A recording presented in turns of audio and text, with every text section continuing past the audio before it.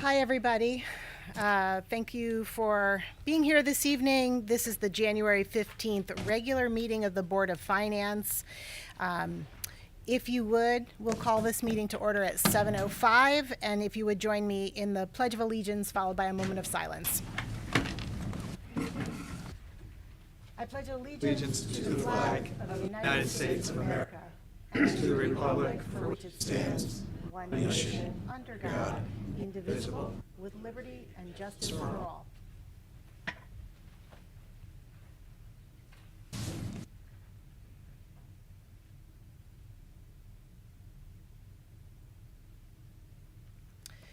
Thank you. Is there anyone here for public comment this evening?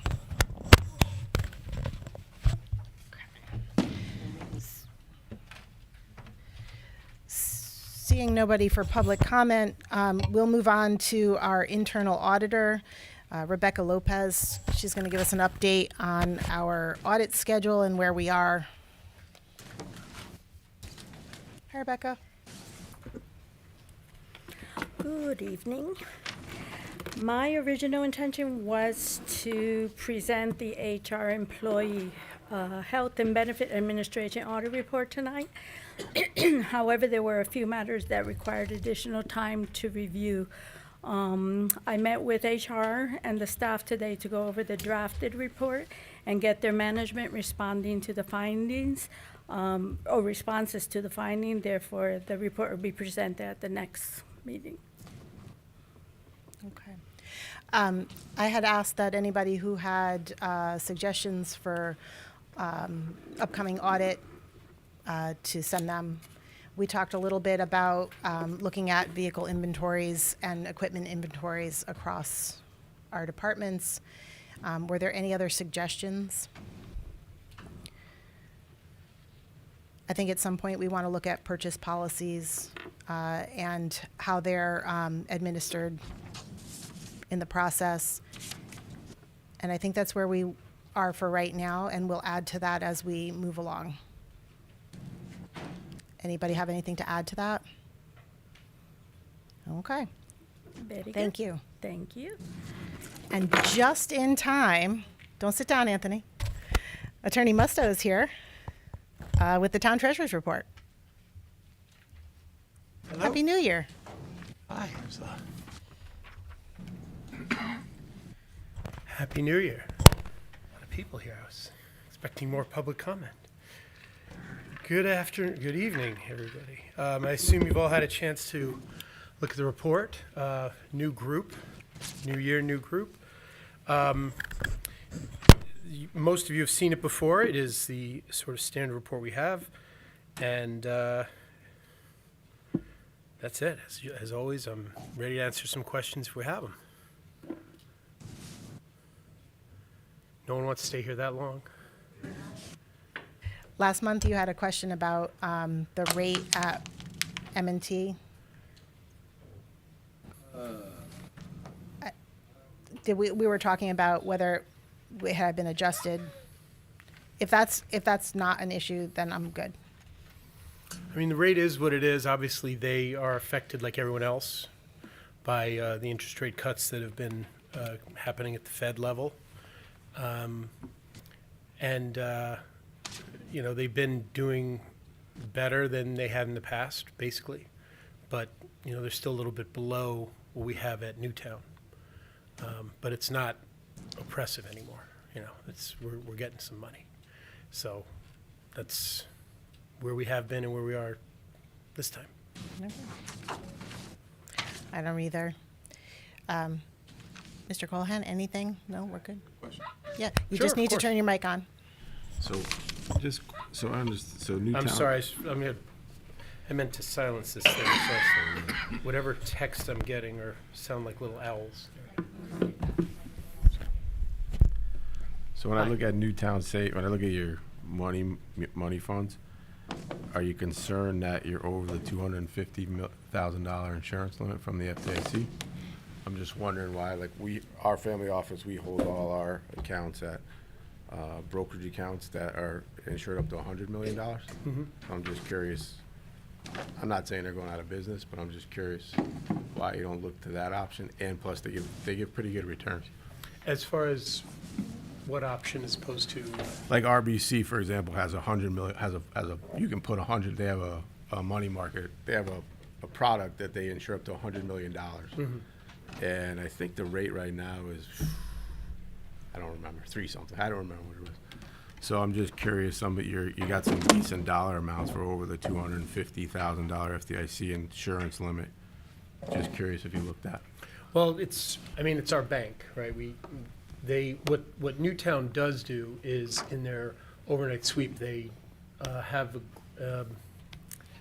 it's an agreement, a consortium, I'm not sure what the right word for it is, but it's basically, they divide it up into deposits at multiple banks in those increments for that reason. But, during the day, that is our bank, and that's where when we do our banking, whatever it is, we have it through there. We do still do our payroll through M&T, and the Board of Ed still has their accounts at M&T. But Newtown is where we get most of our interest from, and we pay our accounts payable through there as well, the town side, anyway. Money coming in and out. So they do have that as a, excuse me, as a, again, as a consortium that they divided up in the overnight sweeps. But, during the day, it is the bank, and we have to keep them somewhere. We can't divide them up into however many banks that would be, right? 4 times whatever, 1,000. For the same reason we have, money in M&T and in some of the, Janie's mostly government bonds at this point, T-bills, which are all insured, full faith and credit in the United States. There are obviously a lot of restrictions on municipal funds, what we can do with them, what we can't do with them, and keeping them in a Connecticut bank is one of the options, obviously, one of the legal options. All right. Well, thank you all, and see you in a month. Thanks, Anthony. Okay, now for the fun stuff.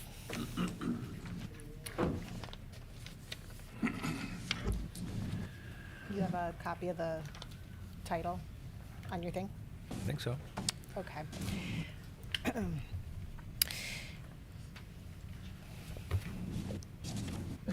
Tonight, we are looking at, hold on, do I have the right one?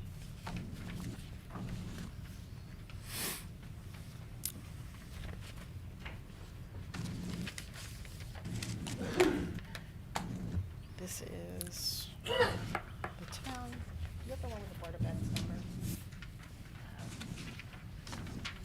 Or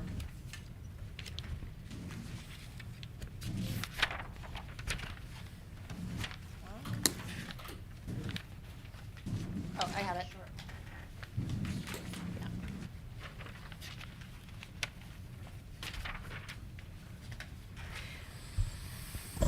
Yeah. We're going to start talking about the Board of Education one-year capital improvement bond plan. Is there a motion and a second to read the title of the Board of Education CIP bond resolution in its entirety and to waive the reading of the remainder of the resolution, incorporating its full text into the minutes of this meeting? So moved. Thank you, Paul. And a second? Jump in. Second. Thanks, Massimo. All in favor, signify by saying aye. Aye. Any opposed? Okay.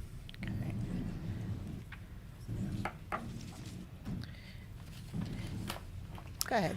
Resolution 01-26-01 for the Board of Education in the amount of $6,470,000. This is a resolution appropriating $6,470,000 for the Trumbull Board of Education Capital Improvement Plan for 2026 and 2027, and authorizing the issuance of $6,470,000 in bonds of the town to meet said appropriation and pending the issuance thereof, the making of temporary borrowings for such purpose. I move its adoption. Thank you, Dave. And a second? Second. Thanks, Massimo. And That'll allow us to move on to discussion. And we have the superintendent and members of the Board of Education and their staff to discuss their request this evening. You have two schedules, one for the Board of Education request and one for the town request. We'll move to those sheets to start. Right, and good evening, everybody. Thank you for the opportunity for us to come before you tonight and answer your questions about our request through the capital plan. I know we have some new members on the Board of Finance, so you may not know myself or Mr. Dion, but I'm Marty Semmel. I'm the superintendent of schools for Trumbull Public Schools. We have Mr. Dion, who's the director of, we always say facilities, but that's not correct. So that was where my mind went. Our director of operations. Mr. Dion's going to be doing most of the responding to questions tonight. But I do want to say, first of all, we do appreciate all the dollars that the town of Trumbull and the Board of Finance has allocated to our schools and the capital plans over the years. This year, we're asking for $6+ million for those continued efforts. We do have 1.2 million square feet of plant.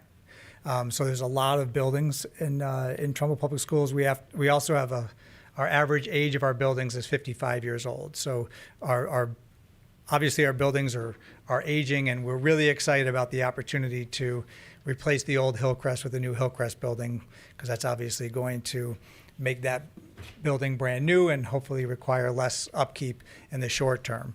But again, welcome to our new members. Welcome to the new members of the Board of Finance. Again, we'll look forward to answer any kind of questions you guys have about this, and we'll go from there unless, Mr. Dion, you want to add anything else? I'll take suggestions for how you'd like to go through this. Last year, we went sort of by the list, kind of by the item. If you have any questions about that item or you want further detail from the backup that was provided, we'll kind of go that way. Does that work? Okay. All right, so starting with Madison Middle School, main office, RTU, and Media Center. And there's an elevator repair. Did anybody have any questions about either of those items or the total? I noticed that in your plan, there are several areas for repairs for elevators, and that you indicated that Cone Elevator we have a contract with them for service and that they will do that. Do they give us group pricing on those projects, or is it by the thing? That was one of the discussions that we had. Yeah, so Kone Elevator is our maintenance. They're on the state DAS contract. For these projects, some of the larger projects, such as the total replacements of the elevators, moving from hydraulic to a lift system, we would bid those out. So even though Kone does the work, we would still make sure that we bid out and we follow the town policy on those. Right. So the town policy is any project over $25,000 has to have 3 prices. So because they're our contractor, we don't have to have multiple prices for those? No, we would get the pricing. We had Kone do a review of all of our elevators. We were noticing last year that we were spending a lot of money on elevator preventative maintenance. So we had them look at all of our elevators, and they came back with the report, and it's actually in the packet. Mm-hmm. And it shows that a lot of our elevators are just aging. So Kone did the quoting. They told us what it is, but due to the prices, we would send the larger items out for RFP and follow the town policy. Okay. Go ahead, Kone Dave. doesn't need to do the work. We would have another vendor. We would prefer having the same company do the work. It's easier when they come back and do things. But per town policy with the larger items, we'd have to follow what the town is. Go ahead. Notice that the elevator repair is actually a full replacement. So can you talk a little bit about the life expectancy and what you've gotten out of the one that's in there currently? So the one that's in there currently is probably from the 60s. That's one of the reasons we're looking to do the total replacement. When we do the total replacements, we're actually going from a hydraulic system to they have what they call a belt-driven system. And it's easier maintenance, so we don't have to go and put a whole new shaft in for the hydraulics. So it's a much easier retrofit. and it's cheaper, believe it or not, even though the number's high. So that's the plan.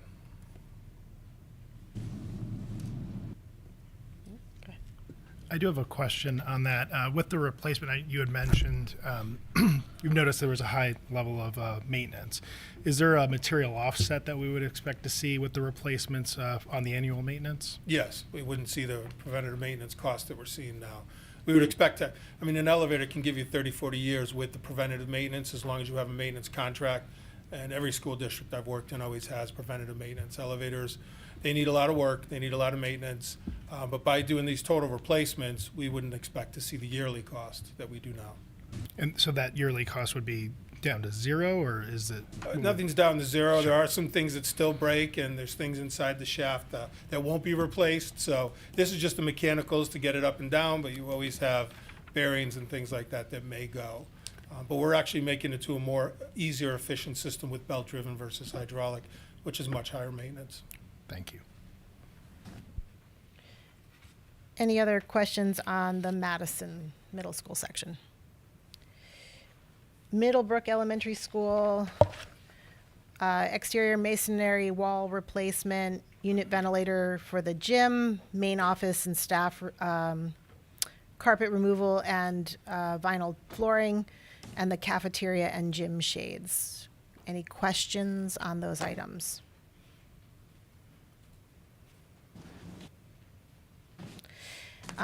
With the shades, you had sent backup that showed that they were, pretty much slat shades that had been removed when the windows were replaced.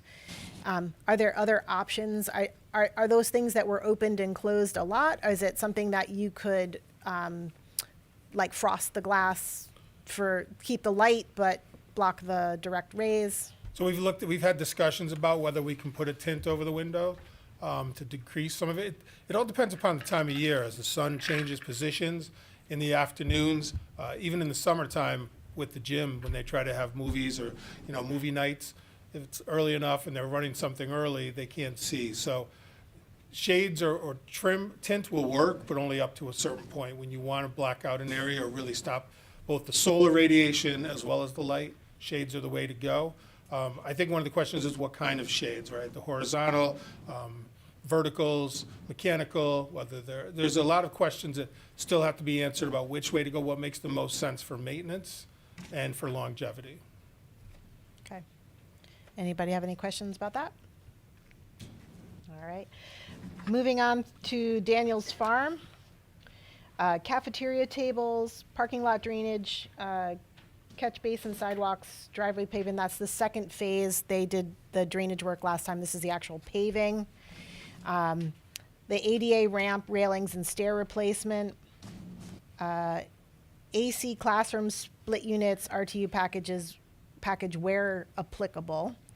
Upgrade of the fire alarm panel and a power backup generator, which needs panel and electrical upgrade.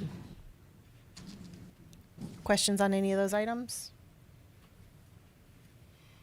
Go ahead, Dave. Laney, did we see any backup for the backup generator? Not to use backup too many times, but was backup provided? Well, we talked about the backup generator at the animal shelter, and there's money in there when we get to the town side that it's a donated generator and that they would need that. I'm not sure if I saw the backup. We were talking about that on Sunday. Do you have questions specifically? I just didn't see, backup. It just says install backup generator. So, I understand what that means. It would be nice to have some Right. sort of So we detail weren't as able to to what. get an actual quote from the vendor.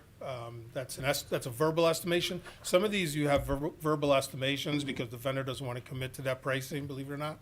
And you'll see that on some like the rooftop units for the high school. Some of these swap outs are a little more difficult. So this is what we were told verbally. We would get somebody in there, we would quote it out, but we were told worst case scenario if they had to rip that out and put a new one in. Okay, so Unfortunately, the that's where verbal we was a sit. worst case scenario. It wasn't. It yes. wasn't a. No, we no. think. We want, when we get a verbal, if someone, the vendor currently doesn't want to commit, we ask them then what would be your worst case scenario? And that's what we get. I have a question about the AC units. They're in several locations, and it says split units and AC in classrooms where applicable. How do you decide where applicable, and is it a set number of units per school? The dollar amount was pretty consistent where they are, but doesn't really tell us what you're doing with them. Right, so let me just, what we currently do when we either have an accommodation or we have certain medical requests that we have to put an air conditioner in, we currently put in window units. And if you go through some of our schools, you go to certain classes, they have window units and certain ones that don't.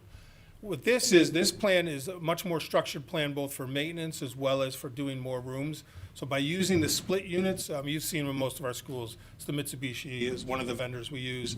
It's a split unit, and from there it's kind of an octopus, and it can go into cassette heads into 3, 4 different rooms depending upon the tonnage. This way we can get air conditioning into these classrooms. We can't afford the $4 million like we just did in Middlebrook where we put rooftop units on. That's just cost prohibitive, but we do need to start getting air conditioning into some of the newer rooms as well as the old units are starting to burn out. So rather than replacing them with another window unit and running circuits, every time we put a window unit in, we have to run a circuit. And that could be over $1,000 just for electrical. And that's if there's room on the panel and we don't have to put a sub panel. So by doing the split units, we're able to service many more classrooms off of one unit that's stationed outside. So the reason why it's as applicable, every building is built a little differently. Every run is a little different. Some of the cassettes can go on an exterior wall. Some have to go on another interior wall. The longer the run, the larger the tonnage. Those things may change. And then the rooms that are applicable. So what rooms do we need that in most, whether it's for SRP room or whether it's for the medical accommodation. So, and each room is sized differently. I could have a 800 square foot room and I can have a 400 square foot room. So that's why the numbers, it says as applicable, they have to all be, but that's the average price for what we would need per school. So the unit itself can do multiple classrooms, and you pick the classrooms based on which ones you need. But the number that's in there, how many of those split units does that provide for? So do you get 3 per school, and then whatever classrooms you can do with that? How does that number Yeah, it'd be 4 to reflect 6. that? It'd be 4 to 6 rooms is what we can do depending upon the tonnage and the size of the room. Per Larger unit. rooms. So that, Per unit, correct. so the, God, these numbers are tiny. The 66,980, how many units does that buy, roughly? That was in our package. There was roughly, there were 12,000, basically a classroom.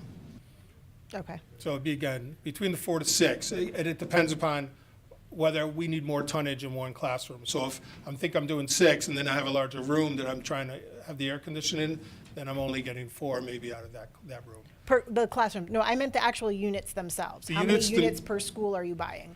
It's on average, we would buy 4 to 6. Each unit, outside unit, the thing is, it's not just the outside unit. There's also cassette heads. Yeah, they go. You don't have one in here, but when you see them in a split unit, some require 1, some require 2. Those all cost additional money. Refrigeration lines cost money. Electrical cost money. So I can't tell you that this room's going to cost you, what each room's going to actually cost you.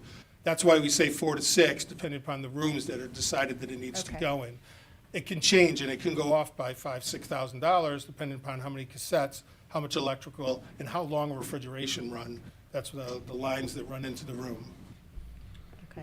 Go ahead, Massimo. So said differently, just so I understand, is the intention here that we're budgeting for 1 unit per school, and the amount of rooms it can accommodate will fluctuate? That's right. That's what Okay. we're planning on. Yeah. But again, if we had to change that, if the situation arose where we couldn't get it because of the way the rooms are designed, we could get into 2 smaller units that would service 2 and 2, those kind of situations. It gives us more flexibility, but when we need to maintain it, it's not a window unit. Right now, we're taking windows out, we're cutting out the glass and putting plexi, and we're building framework, and then we replace it because they do burn out. It's just a lot of work, whereas the cassettes, we can have them professionally PM'd every year and make sure that the units are running.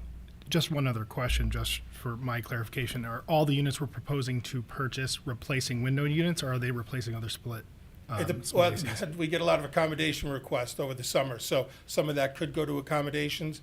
Yes, most of those we want to replace, and there could be additional rooms if we find out that something is west facing in the afternoon or south facing, and it's an extremely warm room, and the principal says, I really need air conditioning. You know, when you look at $4 million to do all the actually running duct work, it's cost prohibitive. This is a way to get cooling into the classrooms, much cheaper rate. Nathan? Is this only classrooms, or does it include common areas as well? For this sizing for these units, it would have to stay in a classroom. You wouldn't want to go too large with, you know, you couldn't do the cafeteria with that. That would become a rooftop unit, something you'd put up top. Michael, Dave, anything? You good? Okay. Any other questions on the items in the Daniels Farm section? Okay. In Jane Ryan, again, we have an upgraded power unit and AC classroom, the split units, again, a little bit smaller dollar amount there. Any questions? Are you reaching for your button, or is that your, no, you're good? Go ahead. Oh, you're right, okay. Moving on to Booth Hill. Again, upgrade the fire alarm panel, AC units for Booth Hill. At Tashua, FFE cafeteria.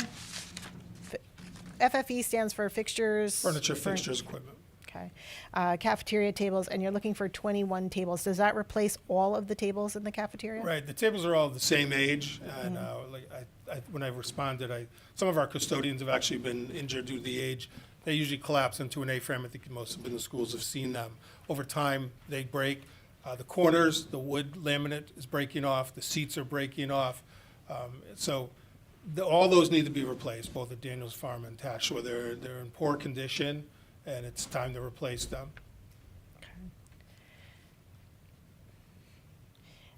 Questions about Frenchtown. The parking lot and driveway paving, remaining site exploratory evaluation and drainage, cafeteria floor tiles lifting. And they need to have a moisture barrier, sidewalk on the left north side rear needs to be replaced, and exploratory review of fascia and roof masonry deterioration. Any questions on that? We had some Good. we had some information that at this time, and maybe Bill Maurer can speak to that, that we were going to defer the site exploration, evaluation, and drainage because they're doing the parking lot driveway paving. Is that correct?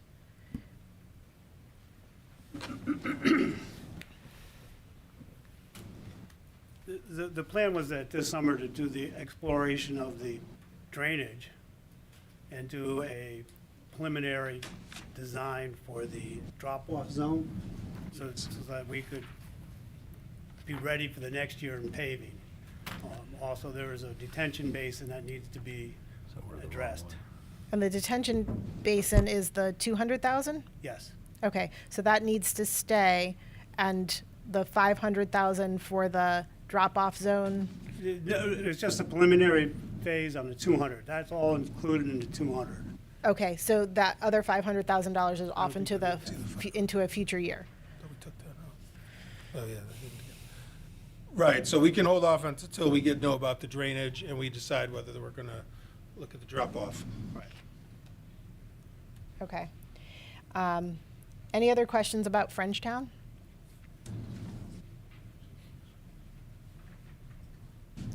If not, moving on to the agri-science at the high school.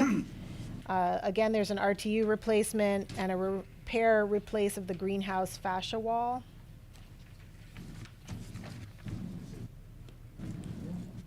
Any questions on that? And then moving on to Trumbull High School. There's refurbishing 2 chillers and on-site construction. This is the one that we'll probably need to spend some time on. For parking, drainage, and driveway alteration, front lot flooding, it was a 2-year phased project that did not get started in the prior year, or got partially started in the prior year, but has changed since then. So we'll want to ask some questions about that. Where the 2 rooftop air handlers, you're saying that's a worst-case scenario, but we don't know exactly what those will cost? Yeah, the problem with those is they're so old and some of the codes have changed. They're not plug and play. Those units aren't even made anymore. So we have to do some research. Train, which is the company that does that work, has to come out and just make sure that the sizing is correct, the curbs there can hold it. So the Renovate Like New was completed when? That was 2007. These are from 2011. Correct? Yep. Let me just find my documentation on this one. That doesn't feel all that old to me, but I you know. They're old.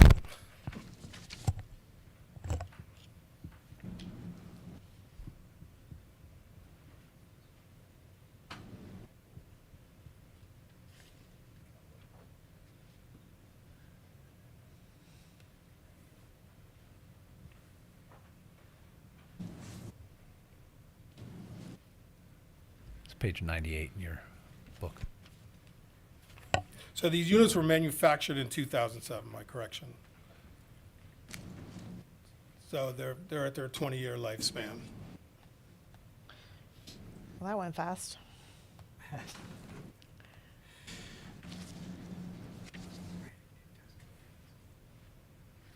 I mean, even with the best preventative maintenance. These are the 4 units that manage our academics area up at the C House, so they're critical to keeping it cooling upstairs. Go ahead, Dave. What exactly, when you're saying chiller units, you're talking about the compressor, the air handlers? I mean, exactly what's involved For in, the 200,000? for the 397? The 397, 200,000 apiece, basically. That is a refurbishment of the chillers. That is just the chiller units themselves. We did this last year in Agrisci. We originally quoted out 300,000 to do a total chiller replacement. Train, which is the vendor for both Agrisci as well as the high school, they have a special program for chillers that meet their criteria that can actually be refurbished. So they take it out of the tube and they redo everything, fans, compressors, everything inside the chiller. It's like a overhaul. They put it back together, and it's much cheaper. So what So originally was, I'm sorry, when you're saying chiller, you're basically talking the air conditioning unit? right, but it's a chilled unit. It chills the water and sends it throughout the Right, I building. It's just a understand. different type of cooling versus fan cooling. So there's chiller units, and these are large units inside a building, look like giant tubes, and they chill and compress the water, and then it sends it throughout the building, super chilled, and then comes back into the unit. And it's $200,000 a piece to refurbish what we have, not replace? To Is that- refurbish them, to replace them, it'd probably be twice as much each unit. Plus, you'd have to cut them out, plus there'd be code. We may have to modify some of the electrical, and a few other things about it. So it's, to qualify for the refurbishment program is something that's important. It's cheaper for us, and we get longevity out of it. We basically renew the chillers at a much lower cost. We went from 300,000 to 180 at the Agrisci, doing a refurbishment versus a replacement. And the refurbished unit, once it's refurbished, is as good as new? It'll last as long. Everything's gutted. When they get in there, they check to make sure that everything's clean inside, all the steel, and as long as it's Motors, good, everything? good to go. And as long as we do preventative maintenance, we have a maintenance contract to make sure that they maintain it, we will get the life of the unit. Thank you. Anybody else have a question about that? I have an actual just general question about the Renovate Like New. I thought that to qualify for Renovate Like New, the HVAC system and everything they did had to be, was it 20? I don't remember the parking lot was 20. The parking lot was 20, but I thought it had to last 30 years to qualify for Renovate Like New. I could be wrong, so.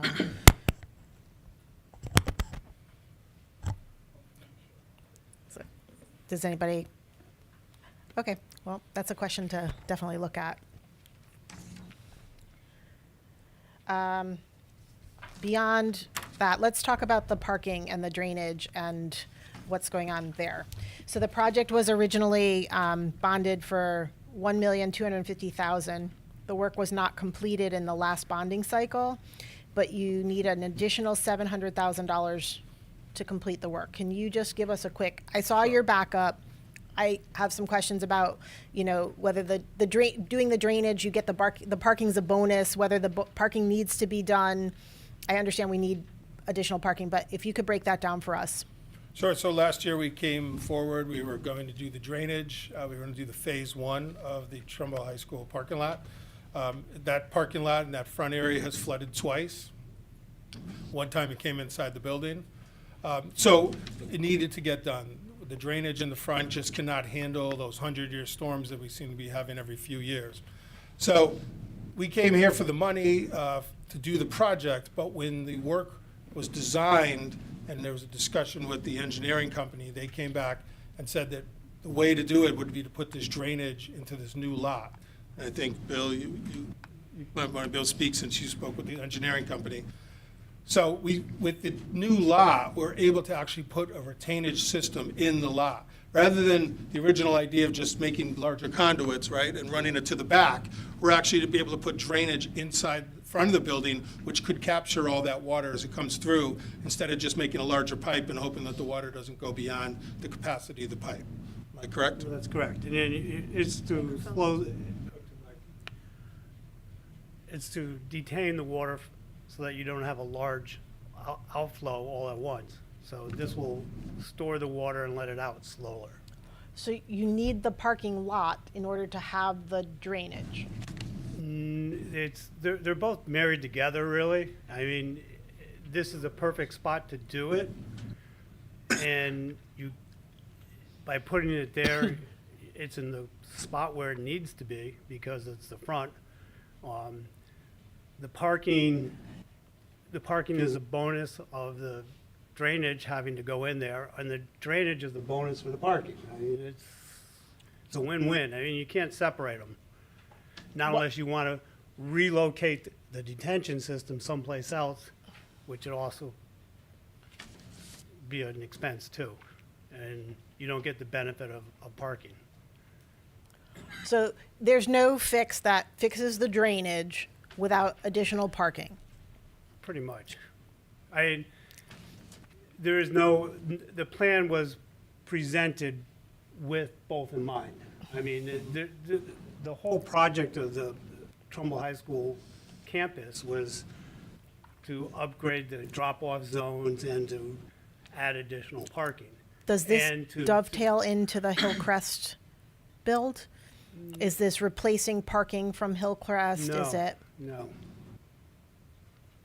This is, the whole flow of traffic for the drop-off and the pickup was reconstructed in a study. Right. And Be phase 2. this was phase 2. Phase 2, we would do the cutouts Right. for the buses and the parent drop-off, but that's, The next the main part right now is the drainage. That's what this phase 1 is, to get the drainage issue so that we don't ever have a flood coming back into the building.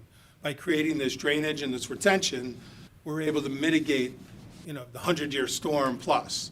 So that's why, and then we get the parking. Now, currently, there is parking over at Hillcrest that because of the overflow of the high school, that some of that, again, we're having all the construction going on, we are losing parking over there. So it'll balance when all those projects are done, both Hillcrest and high school, bring the parking back to each side where it belongs. But ultimately, for phase 1, what we're talking about is drainage and making sure that our high school does not flood again. Yes, I actually saw the kids doing the backstroke in the parking lot. It was quite interesting to watch, some team practice. Does anybody have any specific questions about this? Did this answer everybody? Go ahead. So ultimately, who would do this detention system? Would it be the town? Do you have a vendor? Is there a construction company? It'd be put out to bid. I mean, We it's do a large have, project. we do have the drawings because they were done last year, again, so the drawings are ready to go. We do have an engineering firm that can help us with the permitting and the RFP, the bidding for this project. So we've already lined that up because we do want to make sure that we can make the summer 26 start for this project. So we're at that level. We're not doing drawings. We're good to go once we get the funding to move on this project, get it started. Thanks, Bill.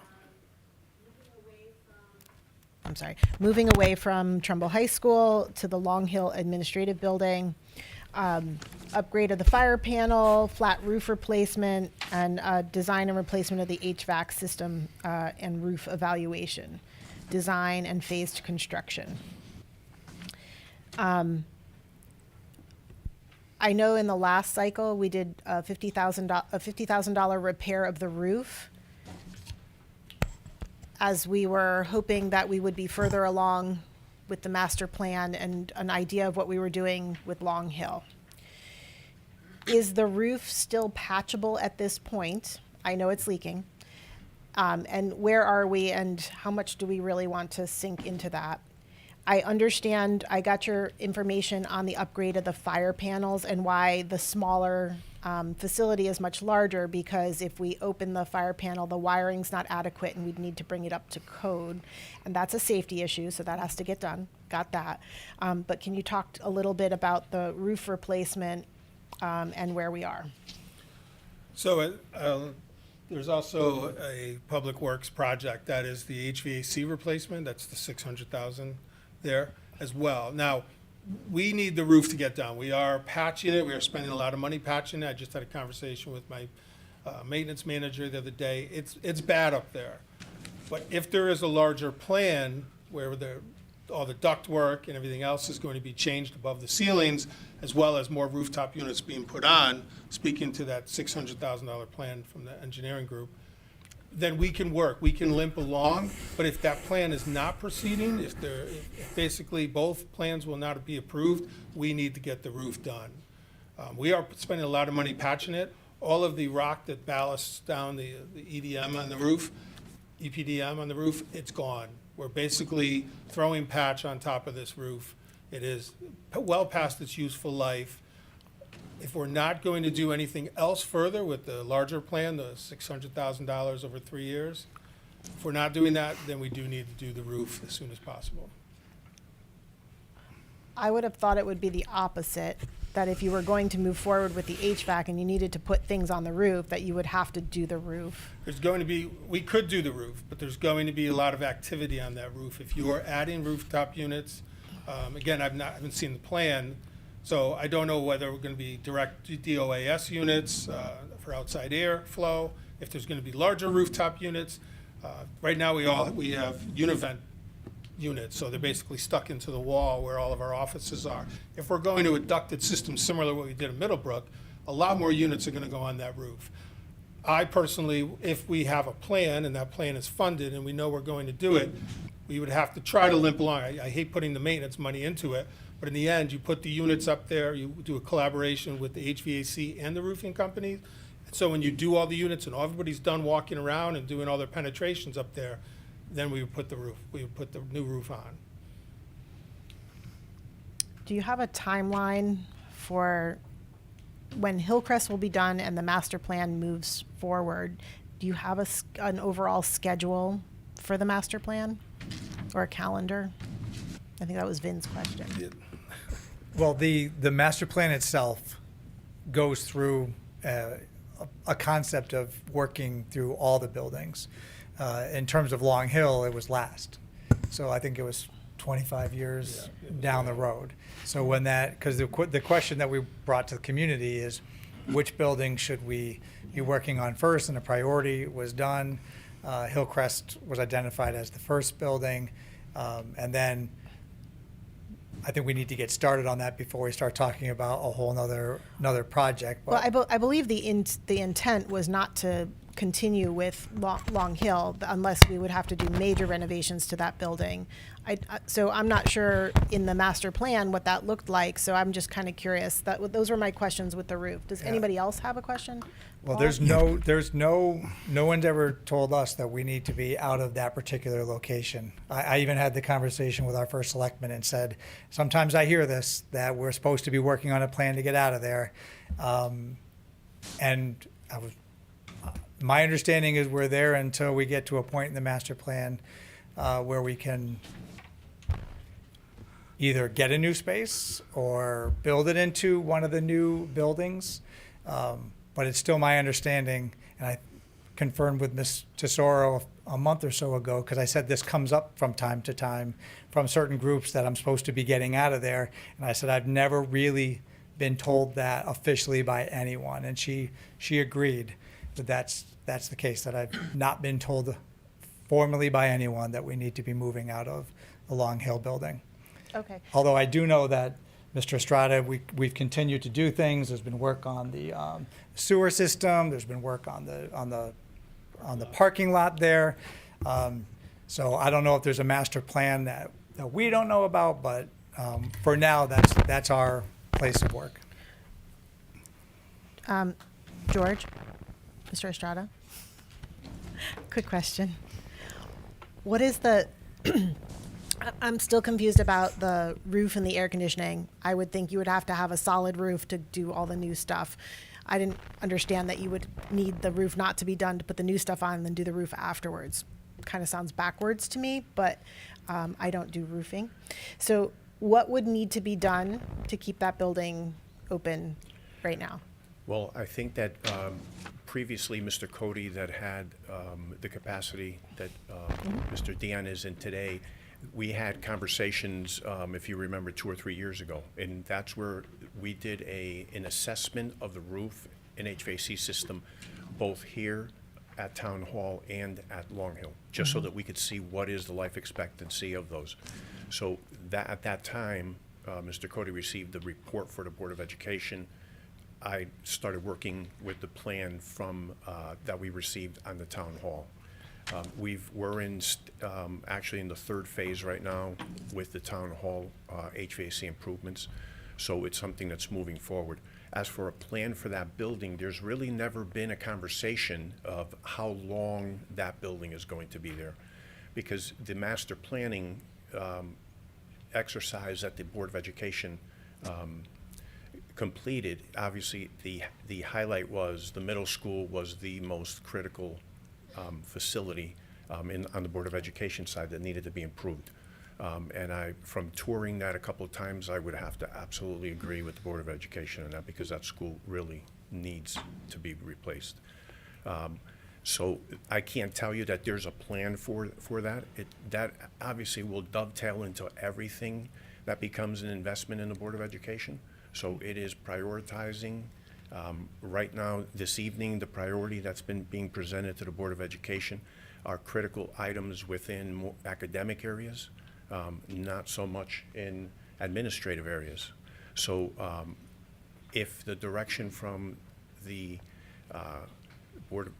First Selectman, Board of Finance, and Council is to explore replacing that building in some capacity, whether it's a lease somewhere or attaching it onto another building, then that's an exercise that will take some time. Okay, so the roof, to keep the building open now, we need to do the roof, the entire roof. You don't want water coming in. I Yep. personally don't know the condition up on that roof. It's not a town building, so I haven't been up there in a few years. Okay. But I know that since I've been here, I've always heard about the water and constant maintenance that roof has required. Last year, I think you did areas over the IT area, if I'm not Right, mistaken. when we did the Lieber unit over the IT unit. Right. So we do small areas, but this is a larger section. This is basically half the building. In that area, obviously, that's the critical infrastructure for the entire Board of Ed, so that had to be done completely. So it's really, it's a balance. It's the same conversation we're having. It's the same, that building was constructed the same year that Priscilla Place was constructed. Both schools opened the same year, in 1920. So you reach a point where this is what happens with any facility that's over 100 years old. It's, regardless of how much maintenance or lack of maintenance, it's over 100 years old.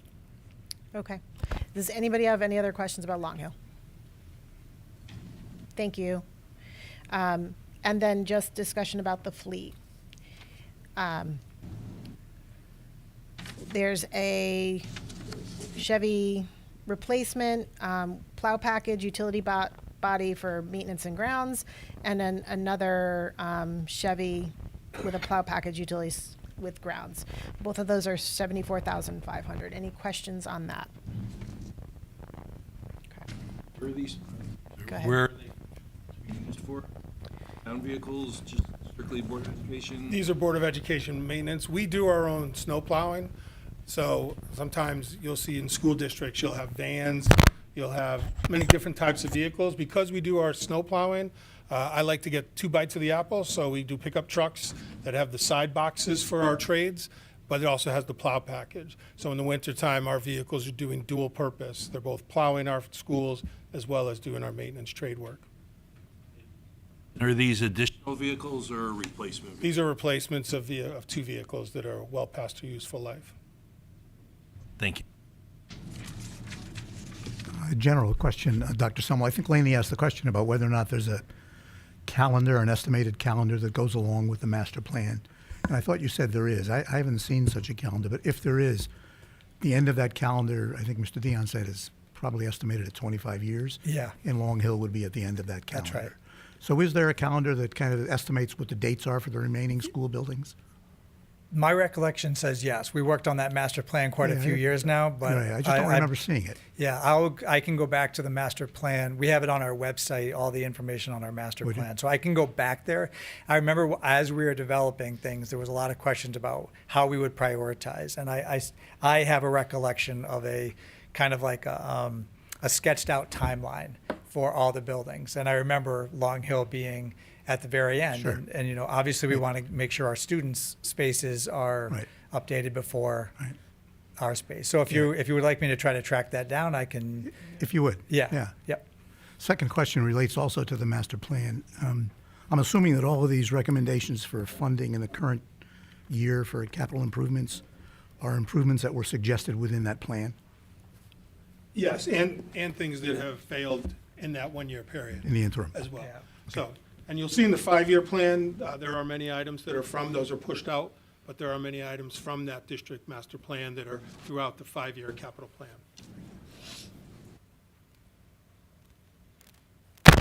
I have one more question about the parking, and then I want to make sure everybody is good with all of the items in the Board of Ed. So if you have any other questions, to tie it up, and then we'll discuss those. The additional parking at THS and the drainage. That drainage cannot be achieved with the current parking because you're going to lose a lot of your green space. And what does that actually look like? So if you dig into that hill, do you wind up with a large brick wall there? Do you what does that entail? Yeah, one of the original designs and the design that seems to make the most sense for that location is to actually inset the parking lot where you would have a wall. Of course, there'll be fencing around it to make it secure. But then you can actually lay in that drainage into that. So you'll have an actual cutout that's level with the parking lot. So if you saw the design that I sent, it'll come off the existing, there'll be an entrance, and that'll open up into the larger parking lot that will be into the hillside. And then the second part of my question was, can the drainage fix be with the current location of that parking lot without cutting into the hill? Could you still do the drainage mediation? Probably not to the level that we're looking at. You'd probably go back to the original plan with just larger conduits and hoping that you don't reach the capacity of those. The drainage, the current lot in the front of our building is very narrow. Those that have been there see that. To put that space, to put the exactual retention basin that they want to put in, you wouldn't be able to do that currently. And you'd have to rip up the whole lot and you'd have to redo some extra drainage. So there is a cost to doing that as well, and I don't think you'd have the same volume and the capacity that you would.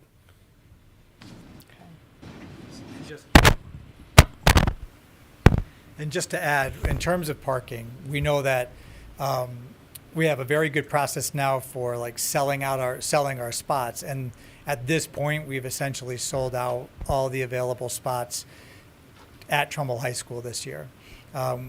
We are looking at how the Hillcrest project might interfere with some of the spots over at Hillcrest. So there's a few spots that we're reserving until we have a better understanding of where the retention fences are going to be placed. So we've just been having the construction fences. So we're having some conversations about that. But every year around this time, we've essentially sold out all the parking spots for students. So these additional spots would also benefit, to some extent, our Visitors and students. Events as well. Right. So auditorium use. Okay. Dave? And only because I can't count that fast, and I must have missed it in this. How many spots are we talking about here? 72. Thank you. Sorry if that was redundant. Okay. Okay, thank you. So currently, we have a motion on the floor for a total request for the Board of Ed bonding for $6,470,000. Are there any changes or adjustments that you'd like to motion?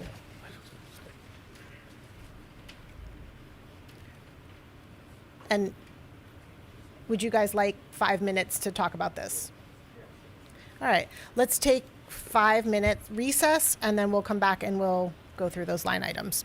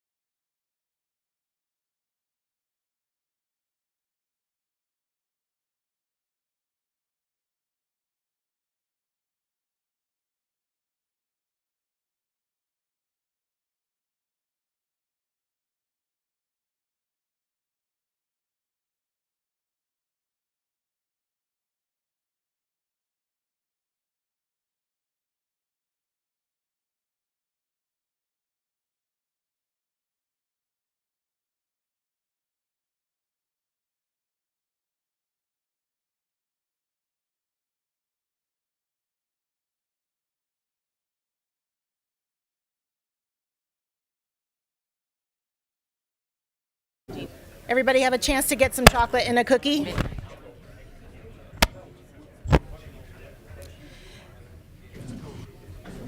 Ernie, are we ready? All right.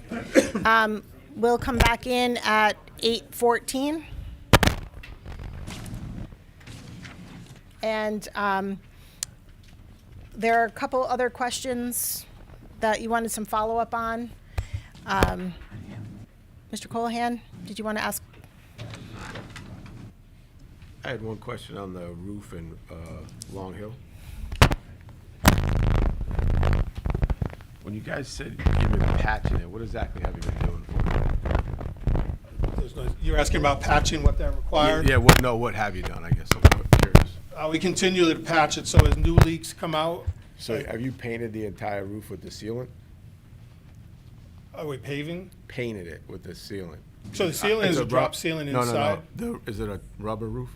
EPDM with ballasted by small rock. So have you, Tar.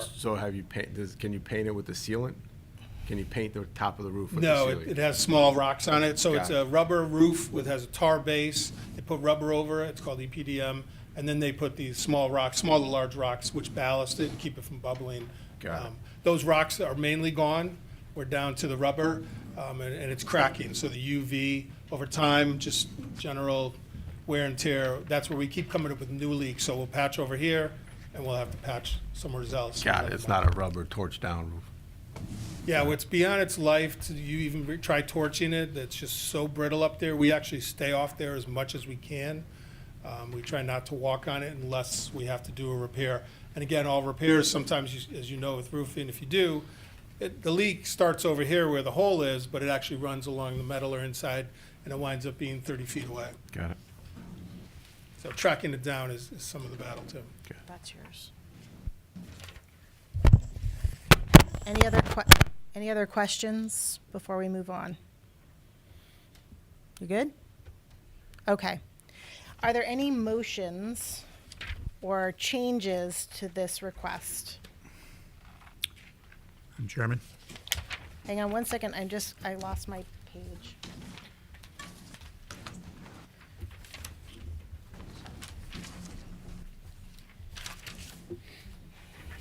I just have to flip. Here it is. Yep. No, the, Board of, just the, what did I do with it? Did I, this is the one. Yes.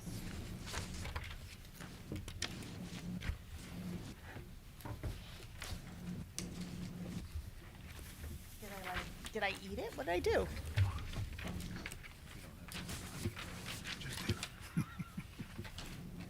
Did I leave on the, is that mine right there? The board, is that Board of Ed? Could be. Oh, that's why. Okay. Thank you. Okay. Go ahead, Mr. Timpanelli. I would make a motion to reduce by $600,000 the Long Hill Administration Building proposal relative to the HVAC request. I'll second. Thank you, Paul. Thank you, David. Discussion on that? I think our intent is to do the roof and to not do the study for the HVAC system at this time. Correct. Okay. All in favor of reducing the Long Hill Administration Building on-site construction of the, design and replacement of the HVAC system by $600,000 signify by saying aye. Aye. Any opposed? And no abstentions. Okay.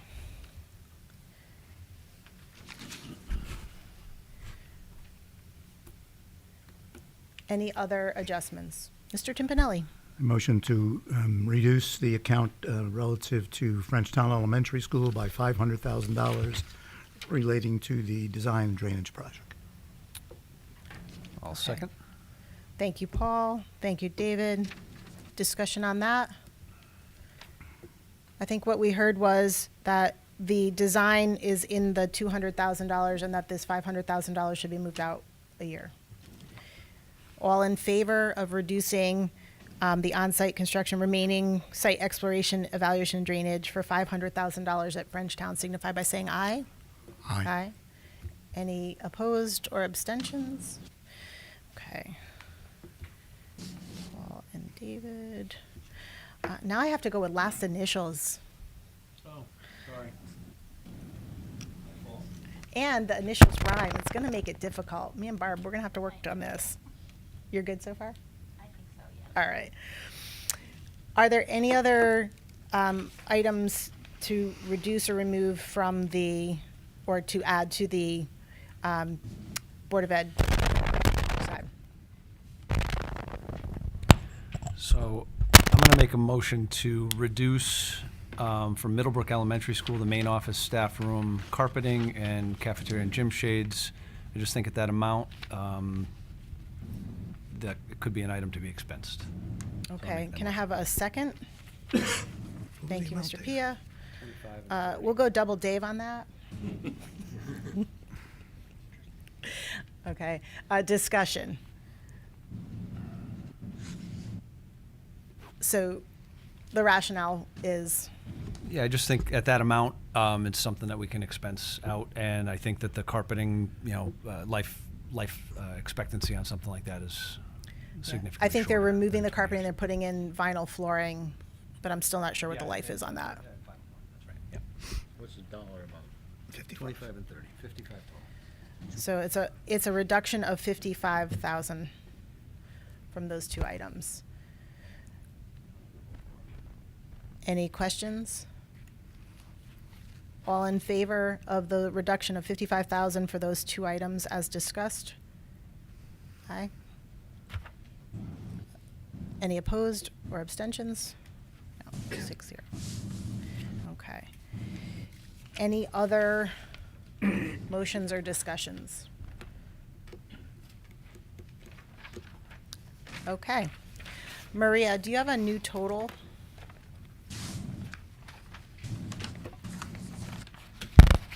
$5,248,269, and then we have financing costs, so a total of $5,305,305.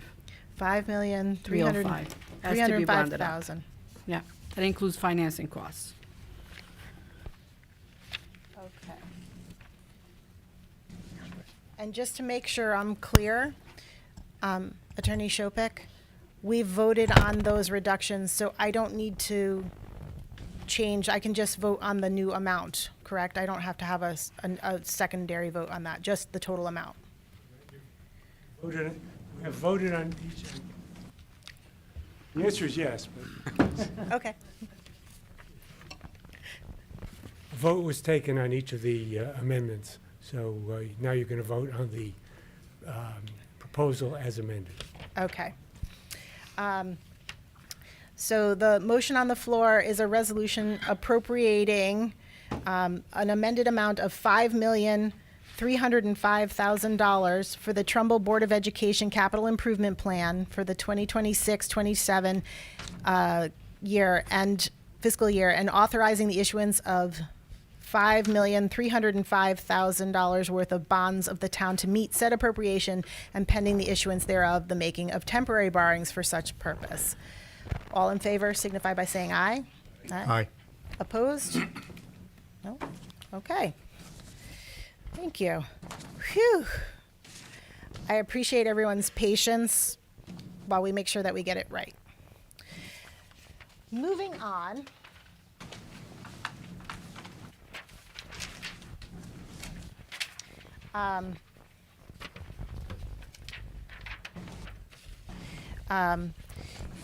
Is there a motion and a second to read the title of the Town of Trumbull CIP bond resolution in its entirety, and to waive the reading of the remainder of the resolution, incorporating its full text into the minutes of this meeting? Thank you, Mr. Pia. And a second? Donald. Oh, thank you, Mr. Colahan. All those in favor signify by saying aye. Aye. Any opposed? We're good. Okay. Mr. Galla. Resolution 01-26-02 for the town of Trumbull in the total of $15,620,000. Resolution appropriating $15,620,000 for the Town of Trumbull Capital Improvement Plan 2026 through 2027, and authorizing the issuance of $15,620,000 in bonds of the town to meet said appropriation, and pending the issuance thereof, the making of temporary borrowings for such purpose. I move its adoption. Thank you, Mr. Gala. And a second. Thank you, Mr. Pia. We'll go double David again. All those in favor signify by saying aye. Aye. And any opposed? Good. All right, discussion. I think we figured it out now, and it will go a little faster this time. I hope. All right. George Estrada, our Director of Public Works, is here, along with his casting crew. So, do you want to walk us through some highlights? Do you want us just to ask questions? Go. I'll just begin by saying we worked closely with the First Selectman's Office and the Finance Department, the Finance Director, to try to arrive at a plan to present to the Commission this evening that was prudent and in line with the historical, the plan that we normally present each year, recognizing the sensitivity of borrowing and trying to maintain that however possible. So what we present you tonight is really the priorities that the team, which really is behind me, and I'll speak from time to time, but then I'll also ask the team members for each of their areas to come up so that they can get granular if anyone has any specific information that they want to burrow down to and really understand a little bit closer. Everyone is here tonight except for Mr. Pierce, because he was in Hartford today for special training, so he's not back in time. So apologies. I will fill in for the Dimitri role if that's possible. So with that, library is the first one, and I'm going to turn it over to Stefan.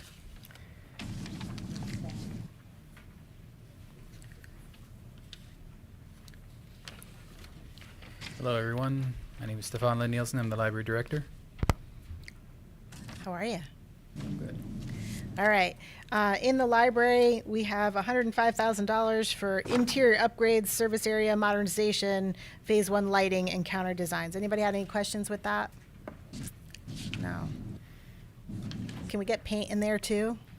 This is going to be a 2-phase plan, hopefully. So this would be the first phase for this coming calendar year, and that would be the counter design, followed next year with improved painting and other designs. Okay. I'm still disappointed that it didn't get done already, so we'll make sure that happens, I hope. Okay? All right. Thank you. Thank you. Moving on to Town Hall, sidewalk replacement and pedestrian safety improvements, and asbestos analysis and abatement. Any questions on that? George, any comments? No, it's pretty straightforward. Okay. Moving on to, go ahead, Dave. I'm sorry. No. So, analysis and abatement. This is. Can you just hit the green light? Oh, Yeah, sorry. there you go. Analysis and abatement. So this is including getting rid of the Yes. Whenever possible, we try to abate and remove instead of encapsulate, because obviously if we glue a rug over a hot floor, the rug now becomes a hot product also that's more expensive later on. Thank you. Okay. Moving on to police headquarters. I saw Assistant Chief Burns a little while ago. He finally just had it. Why don't we skip over police headquarters and go Madam on? Chair, I could Okay. handle these. These are more the facility ones. Oh, okay. Yeah. Go ahead. Any- So, ceiling lighting and improvements, main entrance. We received last year a substantial grant from the UI, so we are doing the majority of the building through that.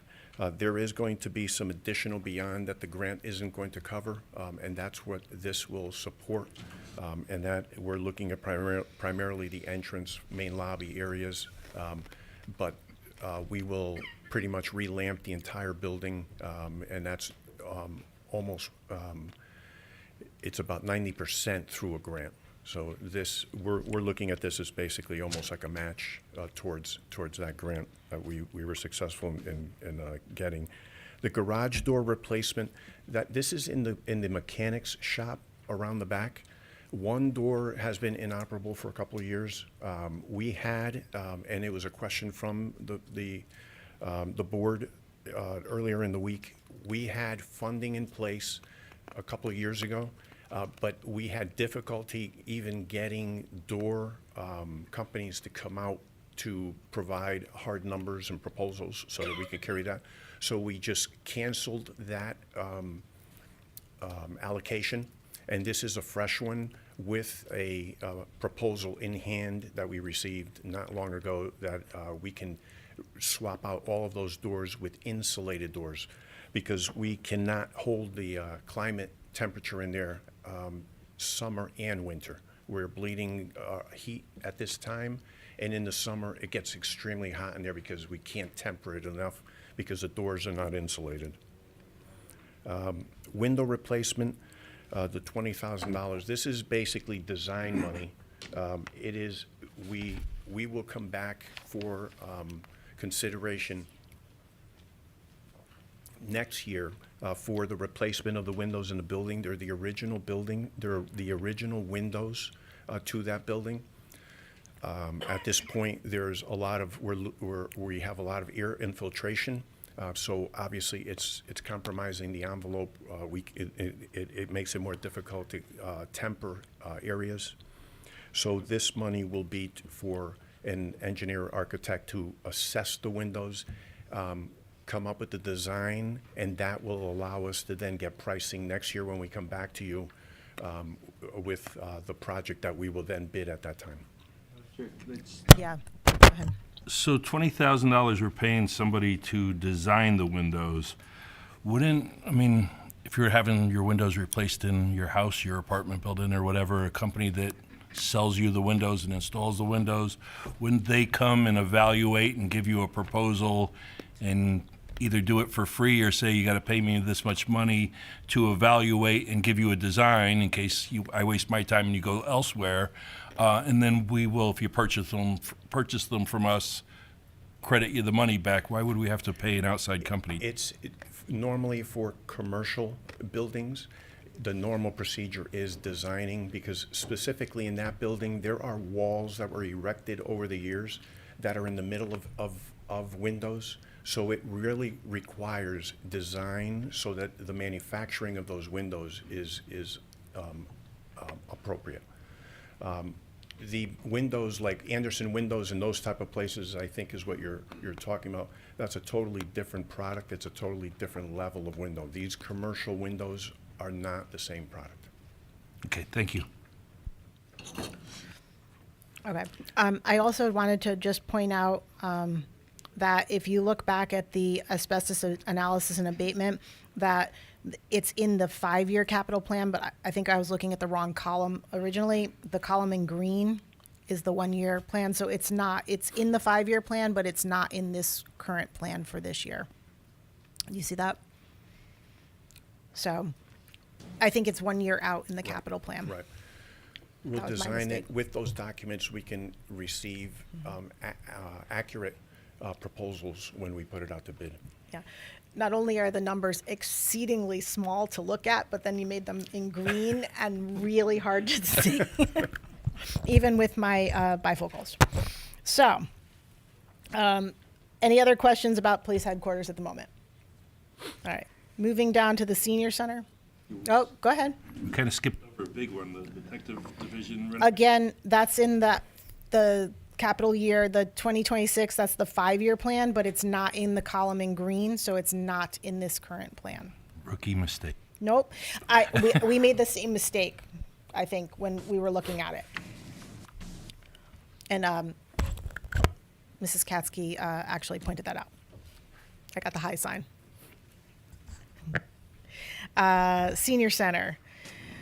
The only thing in the senior center, there's many things in that column in black, but in the column in green, there is a new facility concept development, revised building plans, site evaluation, schematic design study. That's a lot of stuff, that's to move the project forward after the referendum failed. So that's money for the, for an updated design or a survey to see where we are, and to look at the locations. Anybody have any questions about that? That was an estimate from the architect, what it would cost for the next, to move on in the project. Did I get that right? George? Yes, you summarized it pretty well.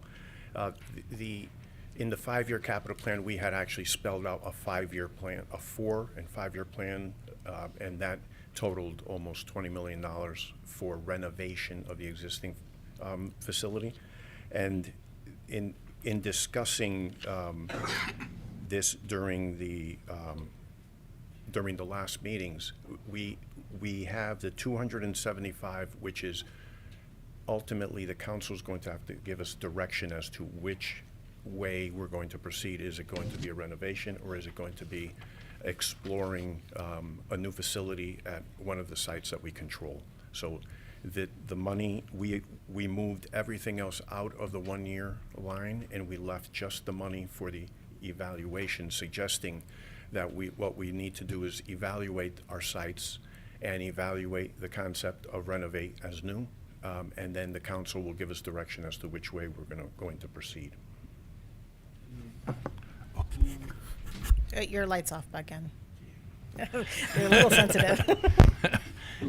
Sorry about that. All right. Who are we paying this money to do the designs? Is this an architectural firm? Yes, QA&M has evaluated 3 of the sites, 2 of the sites. Well, let me start this way. The 3 sites are obviously Grace Church, Hardy Lane, and Priscilla Place. Those are the 3 sites that are most likely to be considered. Priscilla Place has the 2 options: take down the existing facility and build a new one there, or renovate the existing facility as new. So this would be an architectural firm, most likely QA&M, because they have all of the historical data and knowledge of exploring the first 2 sites. They have not done anything at Priscilla Place. So what we would have to do is basically modify the program. The referendum obviously told us something about what the tenor is of the community. So it would be modifying the programming study that has been done by the building committee for a number of years now. That's the 12. That's taking 12. That's 12 a lot number. of years. That's taking the knowledge that they've gained from what the community says that they would hope to see in the facility, and then also consulting with the staff at the senior centers. So in that I developing a program. understand, it's $500,000, basically, $500,000 for, and we're going to study all 3 of those properties? It will be either studying all 3. Again, we will take our direction from the council as to which direction we're exploring. I'm just thinking of the cart and the horse. Like, shouldn't we settle on a property and do one design for whatever that property is? Either way, there has to be money for the architect or for whoever it is to evaluate that, whether we go for a survey of the community or to do that. This is the way all the projects had started. There was originally, I think, $250,000, which started with the committee and their thing, and then as they advanced through the site work, and then when the council decided that they wanted modification of the plan, I believe it cost an additional $225,000 to look at that before we went to referendum. So this is I don't think it's an option to do nothing, right? So Gotcha. we have to do something. This doesn't mean that they'll spend $275,000. It means that we're giving them what the architect said we would need in order to move forward, whether we spend $30,000 to $50,000 on a survey to figure out where we go and then what comes next. But that money, that bond is there to move that project forward so that we're not that I believe after the discussion, at some point, Priscilla Place will fail, and we can't have that be an option. So we need to have something in place for the council to move forward. It belongs in the capital plan bonding. It's been done separate in the past, but I think that's why that money is there. Does that answer your question? Thank you. Okay. Any other questions, Paul? Yeah, George, I thought I heard you say that the analysis that we intend to do through this architectural firm will only consider those sites that we control, and you cited the 3 of them that will likely be considered. So that means, therefore, that sites that we do not control will not be under consideration? And that's for the council to decide. So that's ultimately for the council to decide? Yeah. So they can decide to open that to any The site the in town? charge originally was site, to the committee, to the Right. building committee, was sites that they control. So I'm going by what the charge has been. That charge is changed, then it'll be a different consideration. So the council will have the authority to do that, to make that decision to expand the consideration?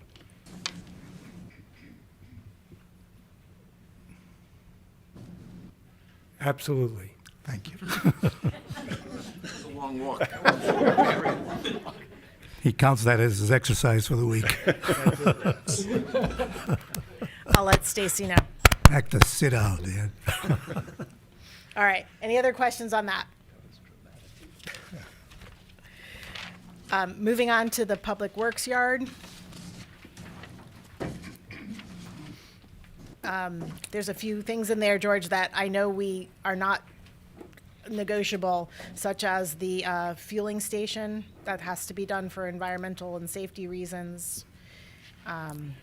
The fueling station has reached end of life. It was donated to the town. When years? 30 years ago. 30 years ago. And it was used at the time that it was donated. So that puts it in perspective. The last couple of years, we have had difficulty, our vendors have had difficulty in finding parts. They're at this point, we're getting parts from scrap yards around the country to keep it running. So we really need to replace the entire fueling station. And that supports all of our EMS, first responders, police, which is police department, fire departments, school buses, the Board of Education vehicles come to us, and obviously all of our DPW and fleet cars in the town. Just as an aside, George has been nice enough, again, to offer our elected officials the chance to see all of the facilities. I will be sending you information about that. If you haven't been down there, it is amazing what keeps this town going and where our supplies are kept and all that, and the equipment, and it's really informative. So I appreciate that opportunity again, and we'll discuss, how best to make that happen and who needs to see what. Okay. Great, thank you. Any other questions on the, I have one actually on the Public Works yard. I just want to make sure I understand the garage siding replacement. When we went down to visit last time, we talked about the building itself and that it's $200,000 to do all of the siding on that building. You phased it to be economical. Will we be able, do you buy the materials up front and then do that? How does that work so that it doesn't actually cost us more in the long run? It's time and material through our pre-qualified vendors. We have 3 different companies, and we will work to not to exceed. And for instance, I passed out this evening the sheet that I passed out. Those are conditions today. I went around today because it was a good day to just get out there and get a good picture, so that I could share with you what the buildings are experiencing right now, the stress that they're experiencing right now. The first picture on the top is a building that last year was resided because it had holes through it and sheeting that was peeling. We have some structural issues in those buildings that we're going to begin to also assess, and we'll have to start doing some of the masonry. some of these buildings are 30, 40 years old, and they shelter our fleet. But it's also, you have to imagine, it's a pretty difficult environment because of the salt, and that corrosiveness just takes its toll on everything. So just to back that up, my question is, you said it's time and materials. Is it, that's what you have time and materials to do in 1 year, and that's why you phased it? Or you'd really like to do the whole thing, but this was the most economical way to do it in this plan? Again, we present to you a plan based on a threshold that we try to stay within for the overall request. We have priorities throughout here, everything from fleet, the senior center, everything on here is a priority. So I can ask you for $1 million so that we can do work to do all of the buildings, but that would then compromise other areas that would not be able to be funded Okay. equally. Then That's that's, real- there'll that's be how other we arrived questions at it. about where you are with that and Yeah, that, yep. as far as that. Anybody else have a question? Paul, your light's on. Did you? No? Okay. All right. Moving on from the Public Works yard, the animal shelter, you have $65,000. Now, my understanding is that we are receiving a generator from one of the fire companies in town, one of the fire districts, would give us a generator that the $65,000 was the money that it would take to wire and to make sure that it, no? No, we have received the donation. We are trying to install that. We have, we're assessing the electrical installation of that, which will be, it will not be $10,000-$20,000. It's going to, the electrical connection, if we can achieve it, because we're not, it's not compatible with the animal shelter electrical system right now, so they're trying to work through that. If we're successful in doing that, that will be done through the building maintenance department, the electrical connection of that, because it's not that expensive. This is, if we are unable to use the one that has been donated, then we have to purchase a new one. And this would be for that. So the intention is, we hope we don't have to use this, but we have to be prepared. If we can't get that used one installed, then we're gonna have to do a new one. Go ahead, Dave. So, the last meeting, Dimitri made it sound like it was $60,000 to retrofit this used air conditioner. Apparently, that's not incorrect. No. How big is the animal shelter, square footage-wise, roughly? I think a couple thousand square feet. So- Glenn, do you know, 25 or something? A pretty much top-of-the-line generator for a 2,000 square foot house, 24 kilowatts, I believe it is $7,000 to $15,000 installed, and that's just a brand-new unit with somebody supplying it and installing it. So, I mean, I'm all for something if we have a good used one from another place. It's a couple years old. It's going to cost us $500 to install it. I'm all for it. But if we're going to spend, if we could get a licensed electrical company or reseller of generators to install one for $7,000 or $8,000 and it has a full warranty. Yeah, the difficulty has been getting a generator company that wants to install a used one, because they want to sell us one, so. But that's what I'm saying, a brand new one installed is $7,000 to $15,000 max. I couldn't tell you that. We have a. I can tell you that. I've seen one proposal for that building after their electrical engineer came out to look at it, and I saw 46,000. And that's with an electrical engineer coming on site to do an assessment. I could promise you I could get you a dozen guys tomorrow that'll do it $7,000 to $15,000, brand new 24 kilowatts. And anybody here that has one in their house certainly isn't paying $46,000 for it. Share that information with me, because I will actually pursue it just so I can have it as a. Absolutely. Please. I'll get it to you Monday. Awesome. George? Thanks. 36K generator was what Dimitri said was recommended for that building by the electrical department. I was going off a 2,000 square foot building, but So the 65 would be the most that would be spent. It's what we hope we do not And we have don't want to have to use. do that. Okay. Any other questions on the animal shelter? Don't shop, adopt.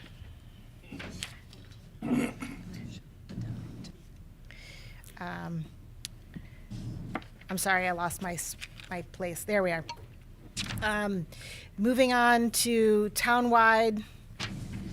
We have townwide sidewalk and repair, building security updates.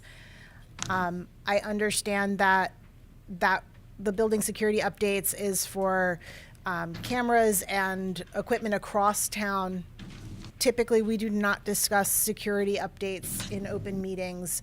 If you have specific questions, that's not something that we typically address here. That would be done in executive session. So if you don't have any specific questions about that right now. And then, do you have any comments on that stuff, or can we go to the next section? That's pretty general. That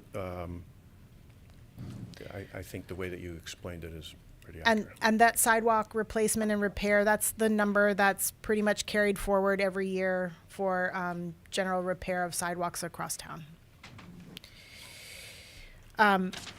Twin Brooks irrigation. I'm kind of glad Dimitri's not here because I'm going to make a sarcastic comment.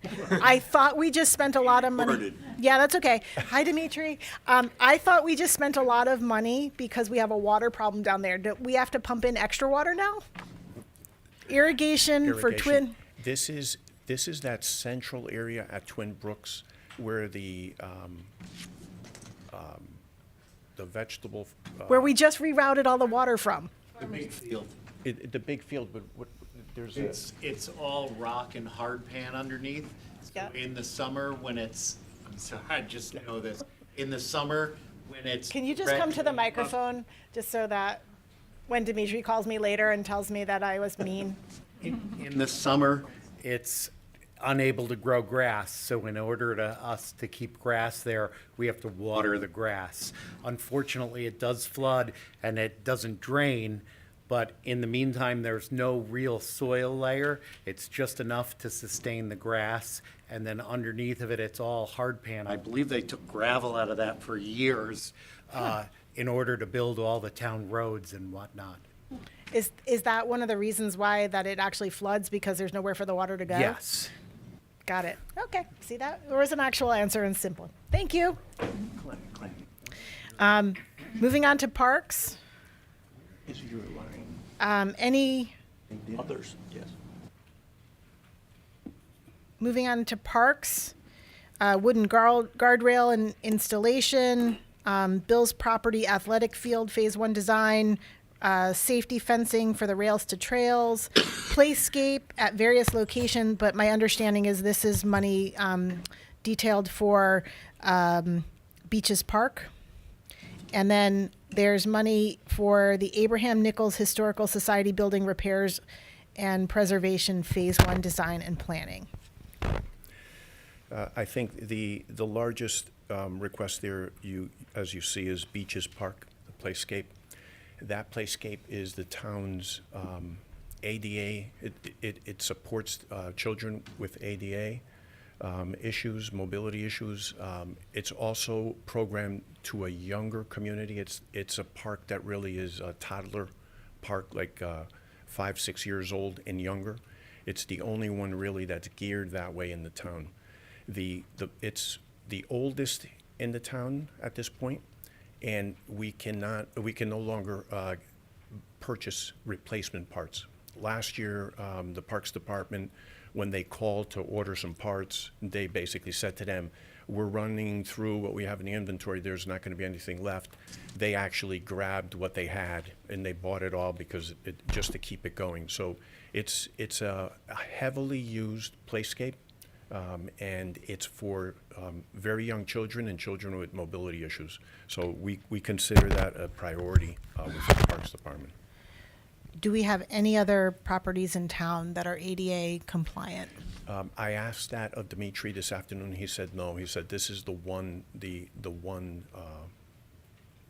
park that is geared towards that.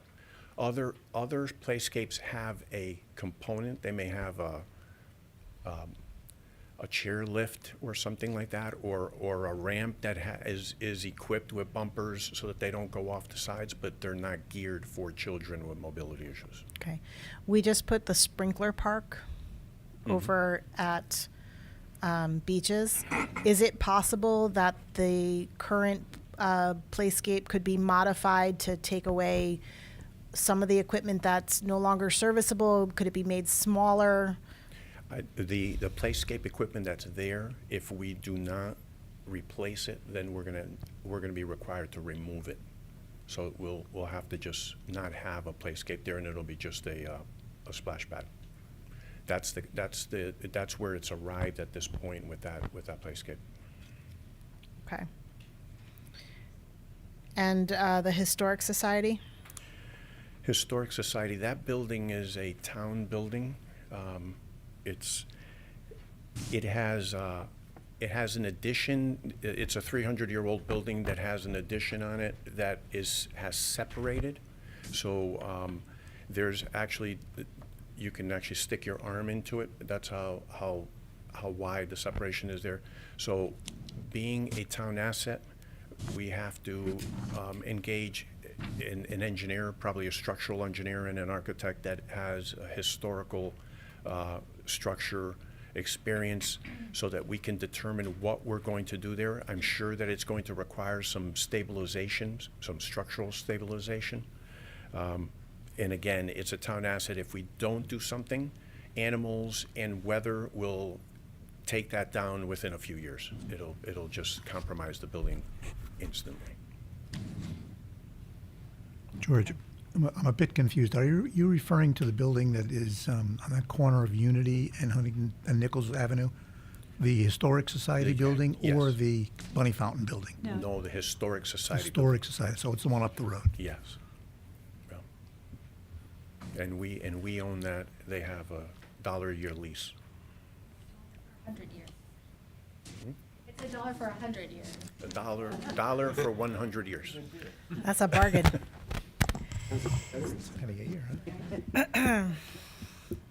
All right. And then sidewalks I'm sorry, that's in the next section. Paving, you have Twin Brooks is actually in the 5-year plan, but not in this current plan. The 3 items in the current plan, the Old Mine Counseling Center at Old Mine Park, the Abraham Nichols Barn Park paving phase 2, and Tashua Knolls Park sidewalks. Just real quick, the Old Mine paving, that is the parking lot at the top where the counseling center is, and the road that comes down, that connects to the entrance road down below. That's what that is. The Abraham Nichols Park, that's the road that comes in from Shelton Road into the property up top, when you're going to the garden, the community gardens, that's the Nichols one. And then Tashua Knolls sidewalks. We have, with the improvements that we made at Tashua Knolls, including lighting and pickleball courts, those facilities are packed all the time with people.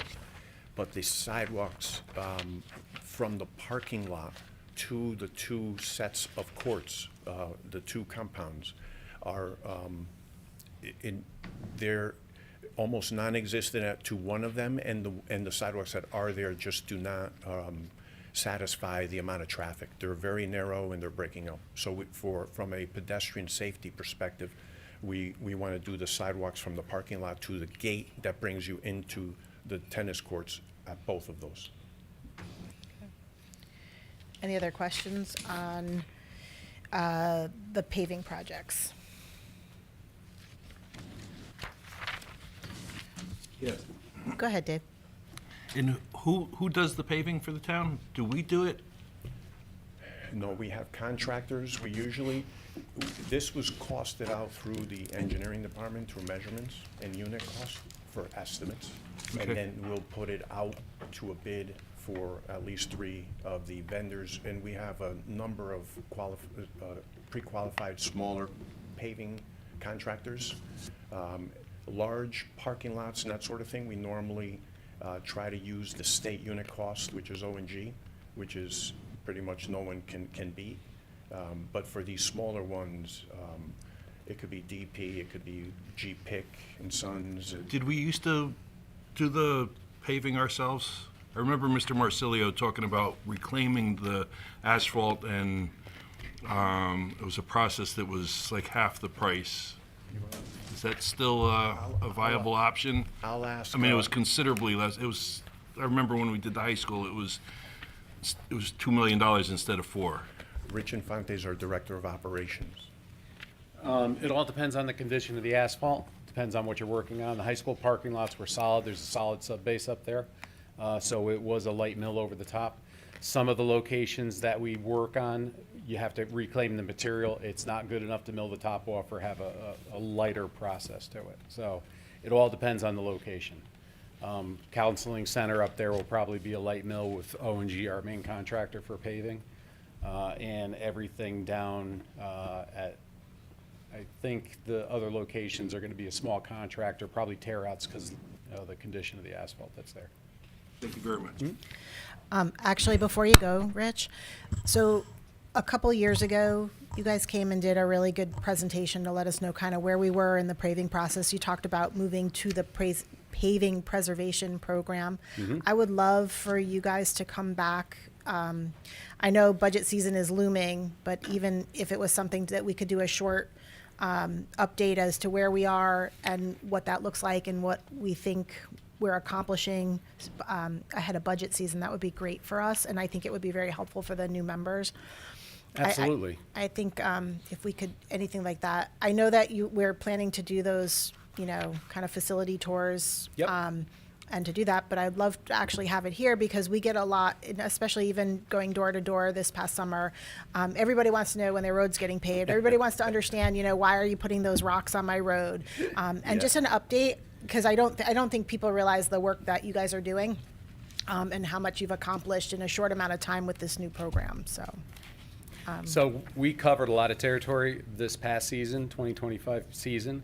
Off of Main Street up here that we did sealed those roads up. Those roads were 18 years old. Now our estimated road life is 20 years. So we took 18-year-old roads with a good profile and a solid base. We did some minor repair work, chip sealed them to seal it up, and I anticipate we'll get another 6 to 8 years out of it. That's extending the life of the roads around town. So the good roads around town that we can extend the life, we're trying to do that. We accomplished that in a couple locations. And we have 3 sections of town that are laid out for pavement preservation that are very good candidates. Again, it's road selection for pavement preservation. You have to do the treatments to the right roads at the right time to get the most out of it. Other roads, you can only do certain things to full depth reclamation, which is tearing the whole road out, or light mills. We are the town that's a pilot program with O&G for fiber reinforced asphalt. So around the whole town, wherever we're paving, we've been putting a layer of fiber reinforced asphalt to level the roads from sewer work, any imperfections in it, and then we top coat over that. We've had great success slowing down reflective cracking. We're also piloting a program for sealing the roads after they're milled. So we go and mill the top of the roads off, we crack seal it up to stop the reflective cracking. The whole program is based on extending road life further than the 20 years on the roads that we can, so that we can catch up with the roads that need major repairs. But, we would certainly be happy to talk to everybody, bring you out to all these sites that we're working on with the different treatments and show you what's going on. But even if we could maybe do like a 10 to 15 minute thing for February, where just some pictures so that we can do that. And I think that would be a great way for everybody to see where we are before we head into the discussion for the budget and where we're paving and stuff like that. We could put something together. Absolutely. Awesome. All right. Thank you. Any other questions on this section about paving and where we are? Okay, sorry for the little tangent. We're moving into EMS. This is the replacement of an ambulance. Anybody have any questions on that? Highway Department. We have 2 snowplows, Sanders. I don't know what a grizzly is. That sounds interesting. I know what a grizzly is. I know. That's why I'm like waiting. This will be fun. Go ahead. So this is Aaron Trucy. he's the new me for fleet, now that I've taken over Tommy's position. So, I just want to introduce you. I'll be up here with him for this time to go through things, so if you have any questions. A Grizzly, in case you're wondering, a Grizzly is just a standalone box that you put overburden rock through to take the wear off of our screeners. If you take this big rock and throw it through our screeners, it'll destroy the screeners. So this is just a big hunk of steel with grates on it that you throw the big stuff through to save the equipment we have. That's kind of oversimplifying it. Okay. Keeps the sharp rocks from tearing the conveyors and. This is one of the last components for our material recycling from all our projects around town. This is to take all the big materials, separate it out so that we can make riprap, et cetera. You have given us the opportunity to purchase other equipment, such as the screeners, such as the concrete muncher, so that the town of Trumbull is all the material they generate, we're recycling it and put it right back into the town, into the roadways and into our projects. So we generate a lot of the process for all these projects. Yeah. Dave, I think that's what you were asking before, that they were clean, that this is the equipment that allows them to reclaim the stuff that they're tearing up. Okay. Thank you. Any other questions on here?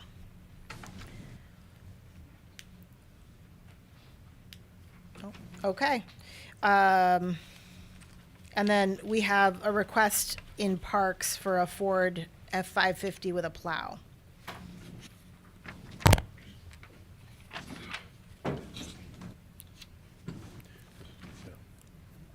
We've been having trouble with the smaller trucks. When I say smaller trucks, I mean the Mason body dump trucks. They're, I don't know how familiar it would be with the nomenclature of pickup trucks, but we've been buying in the past 3500 series pickup trucks, and there's no longevity to them. They end up overloading them, and what they're doing snow plowing wise and hauling wise, they're just not standing the test of time. So Highway got a Ford F-550, which has the same profile as the 3500 series truck, but it holds a substantial more amount of weight. And then it's outfitted like our larger snowplow trucks with the stainless steel body and the in-body sander. So it's quite a substantial layout up front, but we're hoping that the longevity is gonna be there to back it up. Is that a request for a replacement of another vehicle? That is for a replacement. And the current vehicle, is it at its end of its useful life? I wish I had pictures. It is a rotten, horrible. If you saw it, you would just go like this. And every time So that's I the one see that it, Doug keeps in the back, so when we do come through, he pulls it out so you can see through the body. He just keeps that there for the tour. all I want to do is peel the town seals off of it. It embarrasses me that much. But yeah, it's a red dump truck, and it sees the worst of the worst. It gets set up, it gets a salt, sander in the back, and all winter long, it just sits there and it runs and it does all of just the worst work you could imagine. So we're hoping that we can put it to rest. Okay. I'm running away. Economic development, you're off the hook now for at least a little bit.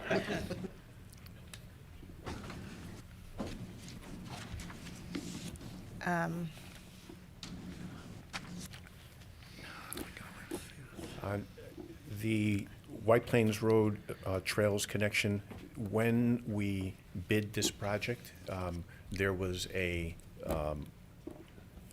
gap of $50,000, and this is to complete the funding to take advantage of the state grant for, how much is the state portion? It's to cover the match. Cover the match, yeah, but how much is the state portion of the match? It's a 80-20. It hasn't gone to bid yet. But how much is the grant? $1 million? The grant is like 1.8 million. The grant is around 1.8 million, so this is to to complete the funding, which is this town's 20% match responsibility. Vin, did that answer the question that we had from the backup? I think so.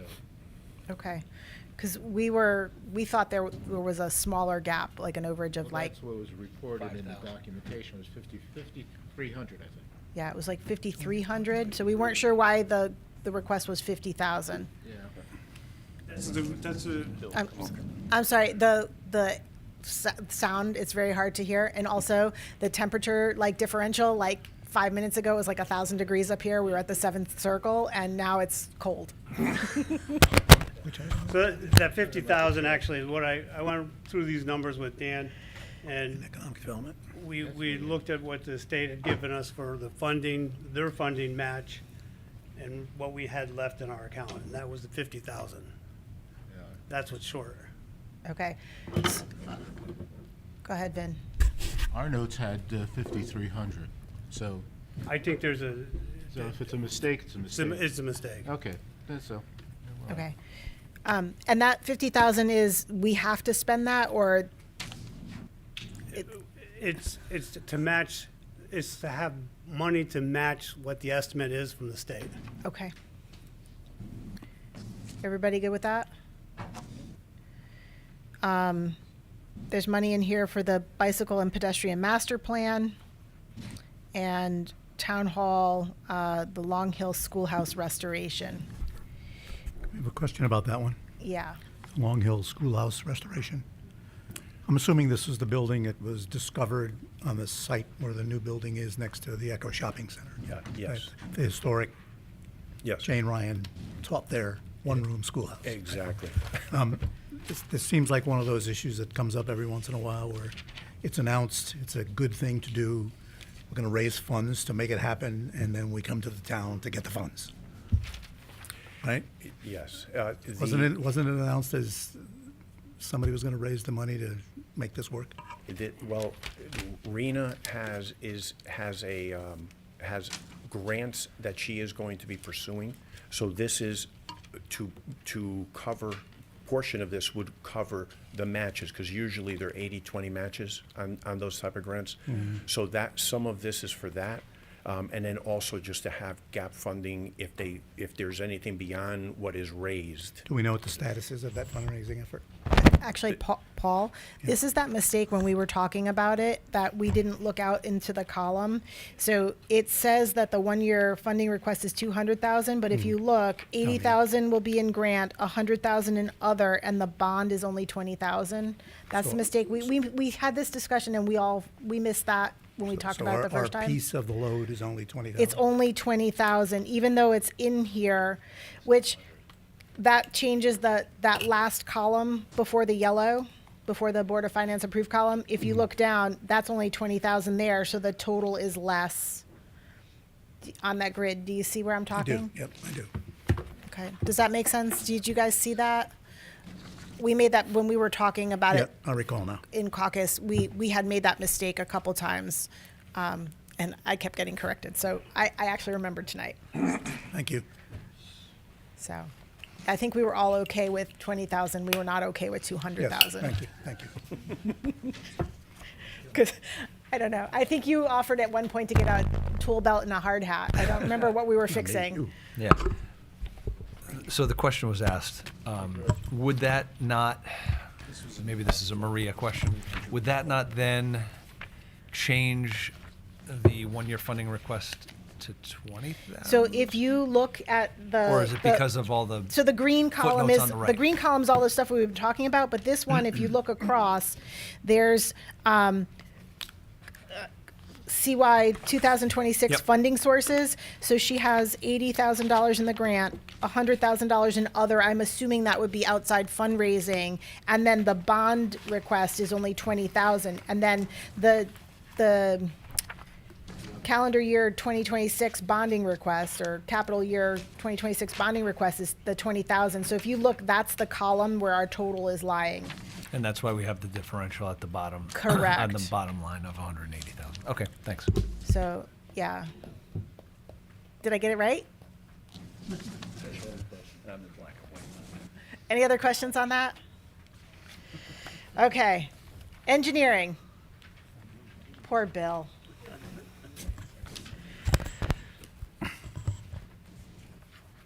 These are all culverts and not fun things, but we need to do them. How was that? Did I do that for you? That's pretty much it. Yeah. Not according to Bill, they're all fun things. I don't even think Bill finds it fun. You know, when they collapse, they're not fun. Oh. It's just very stressful. Do you see any other potential problems? Like beyond this? Are we okay with this? This is good. If we can get this done, we're good. Okay. But it's always the surprises that come along. Yeah. Yeah, I think, go ahead, Paul. Question, Bill, on the Daniels Farm Road project, Mm-hmm. I read somewhere that George had told us that ultimately to reconstruct the road as is desired, it's going to be like a 12 or 15 $million number when all is said and done. So what's this 250,000 going to do for us? It's going to get us a design to do that. Well, what the document that's part of the package that but- came from Teagan Bond said. No, that no, was- this is a major project that we're looking for funding from MetroCog. Right. This will take a lot of public informational meetings, Mhm. because this is a major road in the town that deserves a lot more attention from the public and input. Believe me, I get it. If it were up to me, I'd spend the 15,000 now, or 15 million now. Me too. But I still have a question, though. In the package, we have something from Teagan Bond, which quotes a price of $493,000 for upfront soft costs, and we're asking for only 250. I have the first phase, maybe? I don't know what the document that you're referring to, but you may be right. Yeah, it's right here. It's From Titan Bond? $474,000. It's page 271. But is this the project that you're working on with MetroCog? So Yeah. does that have something to do with? Yeah. So Can this you- is the first phase. So we're still trying to secure funding from MetroCog, but at the same time, if it was a lots of grant, we'd have to do all the design. So this is the first phase of at least getting the public informational meeting Mhm. and getting the first phase done. Okay, thanks. Go ahead. If I may, Trumbull has been extremely successful in these funding sources. The front of the high school. Lots of- What's the front of the high school? No, I had John. The high school. What's this? Strobel. Strobel Road is an example. Multi-million-dollar grants. Do you recall ultimately what was the cost of Strobel Road redo? Was it 6 Cost of million? Strobel Road. 6 million? Strobel Road went up to about 5 million. No, it was 6 That million. was back in 2007. Right. Yeah, and one of the reasons Trumbull has been so successful is because of the work that Bill and his department, Tatiana, who's here also, they prepare for the applications for those grants, and you have to have a certain level of advanced design in order to apply for them. And then when money is available, the town of Trumbull always has been ready, so we're able to grab the grants that are available, where other communities say, we'd like to do this road. Well, we have 6 months to award this. We can't, so we're always in line. So we're always queuing up projects. The engineering department is always looking and queuing up projects so that when the grant money, we get a notification something's available, we try to marry it with a project that has been set as a priority. Thanks. The way this was documented, it only showed a partial. Vin, look can at- you Oh, just sorry. pull that down? I just can't hear because of the. Sorry. The way this is documented in the package we got was that it only goes from Strobel to, I think, Old Town? No, not Old Town. So Strobel to Jog Hill, that's the first Yeah, phase. something like that. That's not very far. Right. That's phase one. Is that But all you can do? But no, it's, so what we're looking at doing is the whole road. But the first phase would be the Jog Hill to Strobel. How long will these phases take? I think is Vinny's question. The problem is that this is a $12 million project. And if you want to do this all at once, first of it, the size of it and the length of it and the impact to the roadway, you can't do it all at once. Well, if you were to get $1 million versus 250, how far up Daniels Farm would So you the- go? the- I mean, that's kind of what we're trying to gauge is So how the- long this takes. It's a design process. So there's actually some property takings that may have to happen. There's some road widening that should happen. There's a bunch of things that, and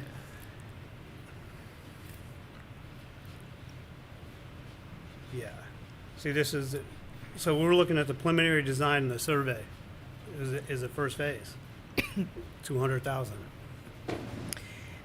Yeah, I guess I'm just trying to gauge the timing to do this. I mean, I've lived here a long time, and I know Daniels Farm has been on the docket for a long time. And we continue to drive it every day, and it just is the same every day. So I know I get a lot of questions about when are they going to fix Daniels Farm?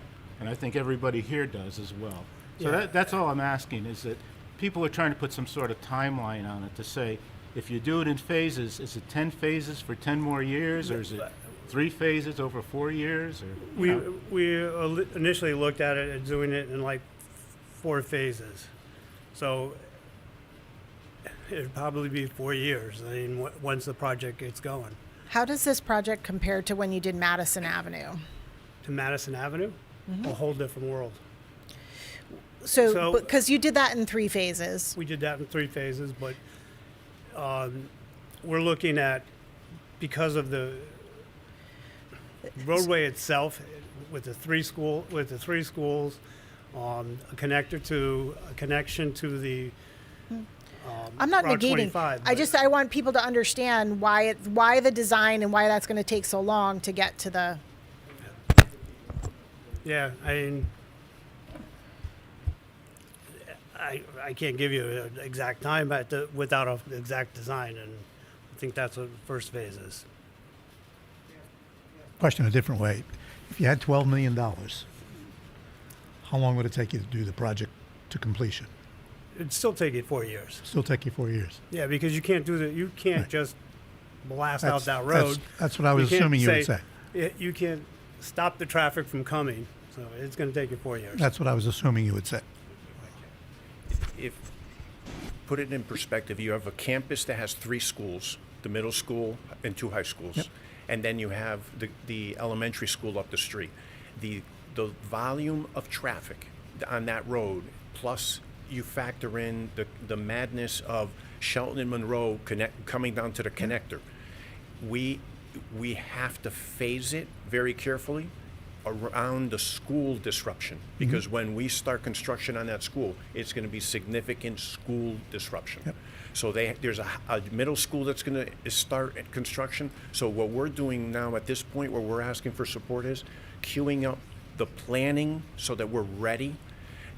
Simultaneously, we had a meeting with MetroCog 2 weeks ago on the funding again. So we're continuing the pursuit of the funding, but we want to be ready so that the minute that window is ready, we just launch phase 1. The minute we finish that, then we'll go to phase 2. It'll probably be from the end of that up to Monroe. When we come back the other way, it'll probably be coming down to the connector. And then the last phase is actually a state road, which is from the exit ramps at the connector down to White Plains Road. That's all state.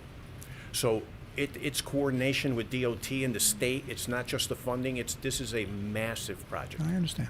So can I rephrase that? Even if we gave them $12 million, they still have to do all this. So we don't have to this year. It's going to happen, Vin. It's going to happen. It's going to happen soon. Yes. They cannot just roll out some pavement and make it better. They're not going to chip seal it. But we have addressed a couple of the sections that were bad on that road too. Not sold.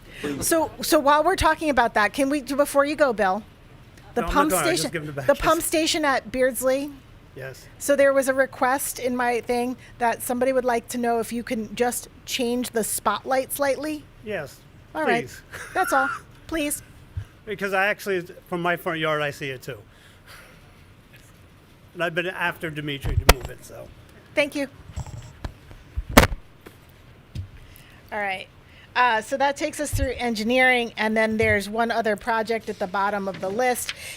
This is the bidirectional amplifier BDA radios. I understand that this is an upgrade, and this is $40,000. I think the question will be, and Vin will correct me if I'm getting this correct, the technology for this, is this hardware that will last the life of the bond, or is this technology that's not going to... So our question is, we know you need them, but do we pay for it in bonding, or do we have that come out of the operational Right. budget? Lifespan for the hardware, yes. As expected, I checked with the vendor for our radio company, Motorola. They expect this to last 10 to 15 years. So the last one was installed in 2011. We got to 14 years, and that's where we are at the point of failure right now. Okay. So then you... All right. Did I ask it correctly? All right. Okay. All right. Anybody have any other questions? Any other questions for backup? I have a question about your garbage truck. Oh, that's not mine. That's not yours. I have a question about the garbage truck. Is it a tough question? No, you have a request for a garbage truck that's like 300,000. I understand that that's the vehicle that's used for bulk pickup. Why does it have to be a garbage truck and not a dump truck? Like, could you just give me a little more insight into that? I can give you insight into that. So a garbage truck actually has a packing ram inside. So it has hydraulic cylinders on the back that loads it, crushes the material. So what that does is it condenses all our bulk pickup stops, so we only have to make 1 to 2 loads a day, instead of if we open load, you end up 4 or 5 loads a day. It takes more time. We can't get the program done in a timely manner. The other thing that we use the garbage truck for is leaf collection. So we'll use it with bag leaves, and it's the same thing. You know, the bag full of leaves is kind of soft and mushy. The garbage truck will compress that, so we could pick up a lot more in the truck in a short period of time, because we don't have to keep going to dump. So it's the compression that we get out of that that makes it a very effective piece of equipment that we use, and we use it 9 months out of the year.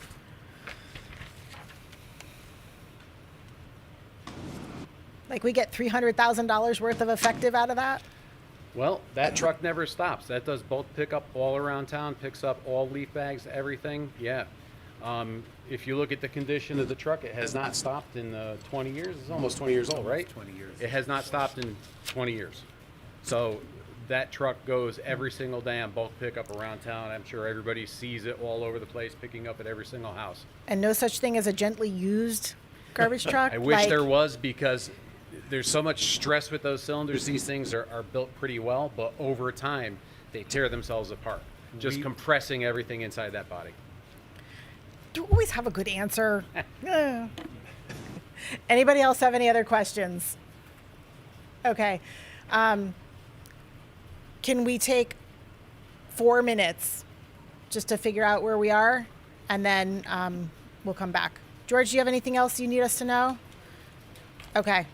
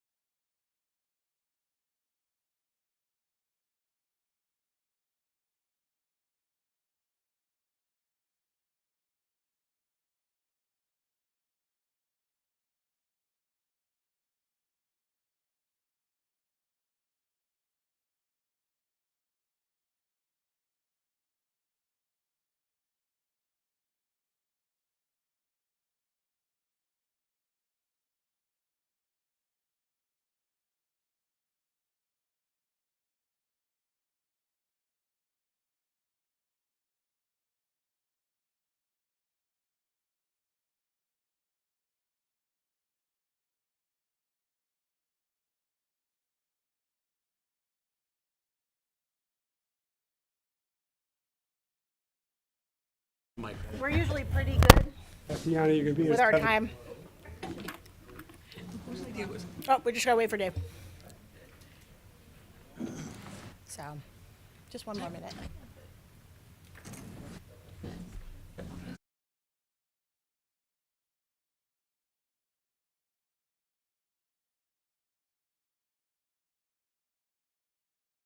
Cookie too, before you go back? You want like a Werther's? Taster? Water. Oh, one is one.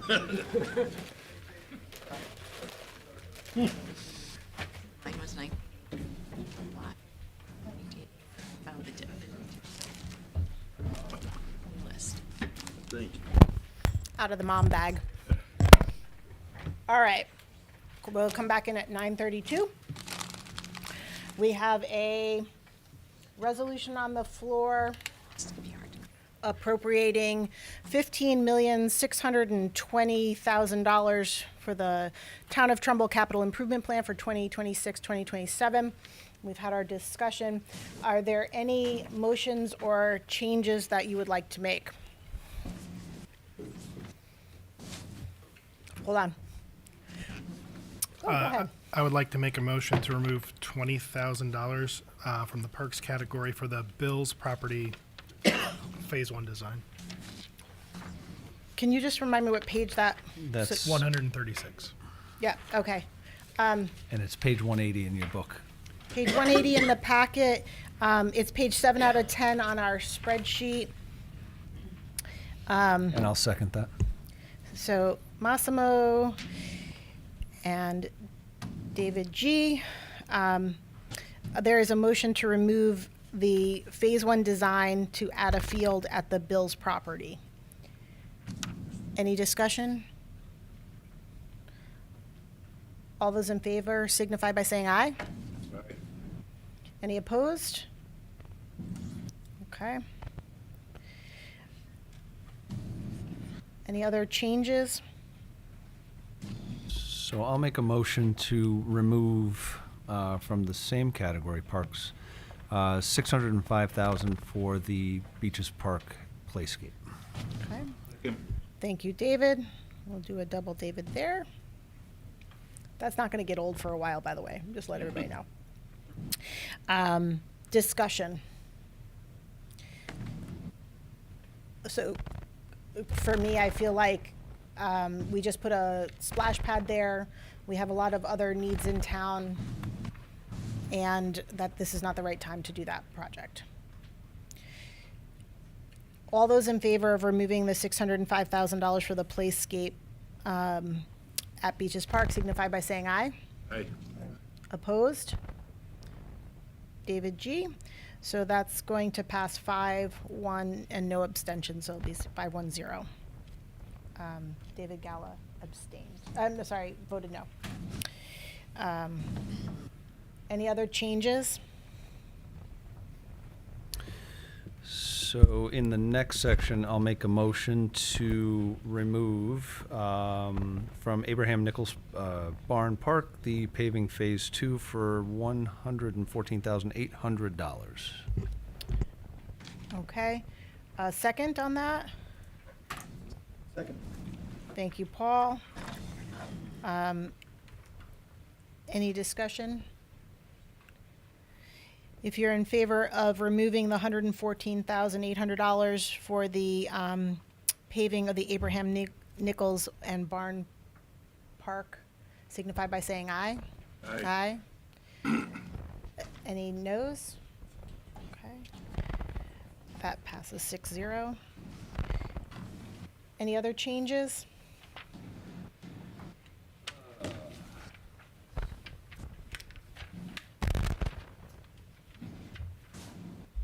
Yeah? Okay. I'd make a motion to remove, I think, the drainage and paving parking lots from Old Mine, the counseling center for $249,930. This doesn't mean we're never going to do it. We'd just like to see it pushed off a year. I'll have a second on that. Anyone want to second that? Thank you, David. Any discussion on that? The motion is to remove 249,930 from paving of the Old Mine and Counseling Center. All those in favor? Aye. Aye. Opposed? Massimo? Are you a yes? Okay, 6-0. Okay. Any other changes?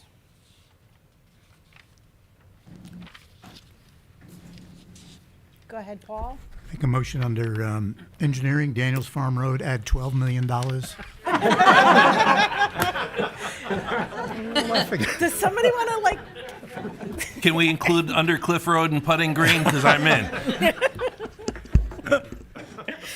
I didn't see that coming. Yeah. All right. Do you want somebody to second that to discuss it, or are you good? All right. Worthy of a discussion. Somebody second it. I'll second it. Go All ahead. right. Go ahead. I think merely by getting the word out there and to some degree among our population that this is a project that we consider to be a priority, I think we could achieve that by discussing this investment. Yeah, I think I heard three things. Like, in all seriousness, I heard three things. One, the project is moving forward. They're working very hard with MetroCog to secure outside funding like we had with Strobel Road, and that they're pushing forward to be ready to go as soon as they can pave that. And here comes Vicky. And that's, as with Dan, that's Vicky's exercise. I'm only here to second so that my road can be included too. I'm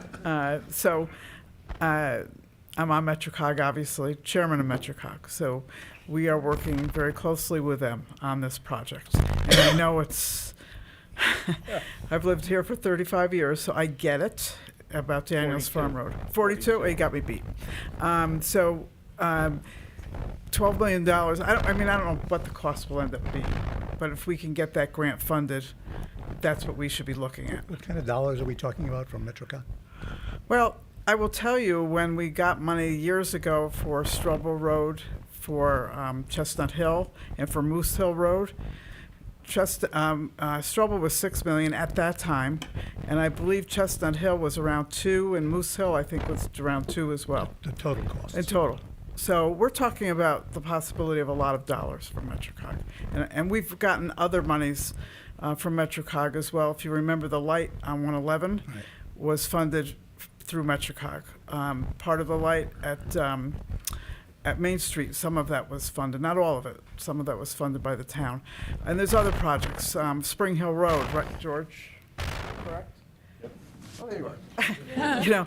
So we've worked with MetroCog very well, and we will continue to do so, and we will get funding, but it is a process. It's a process. Understood.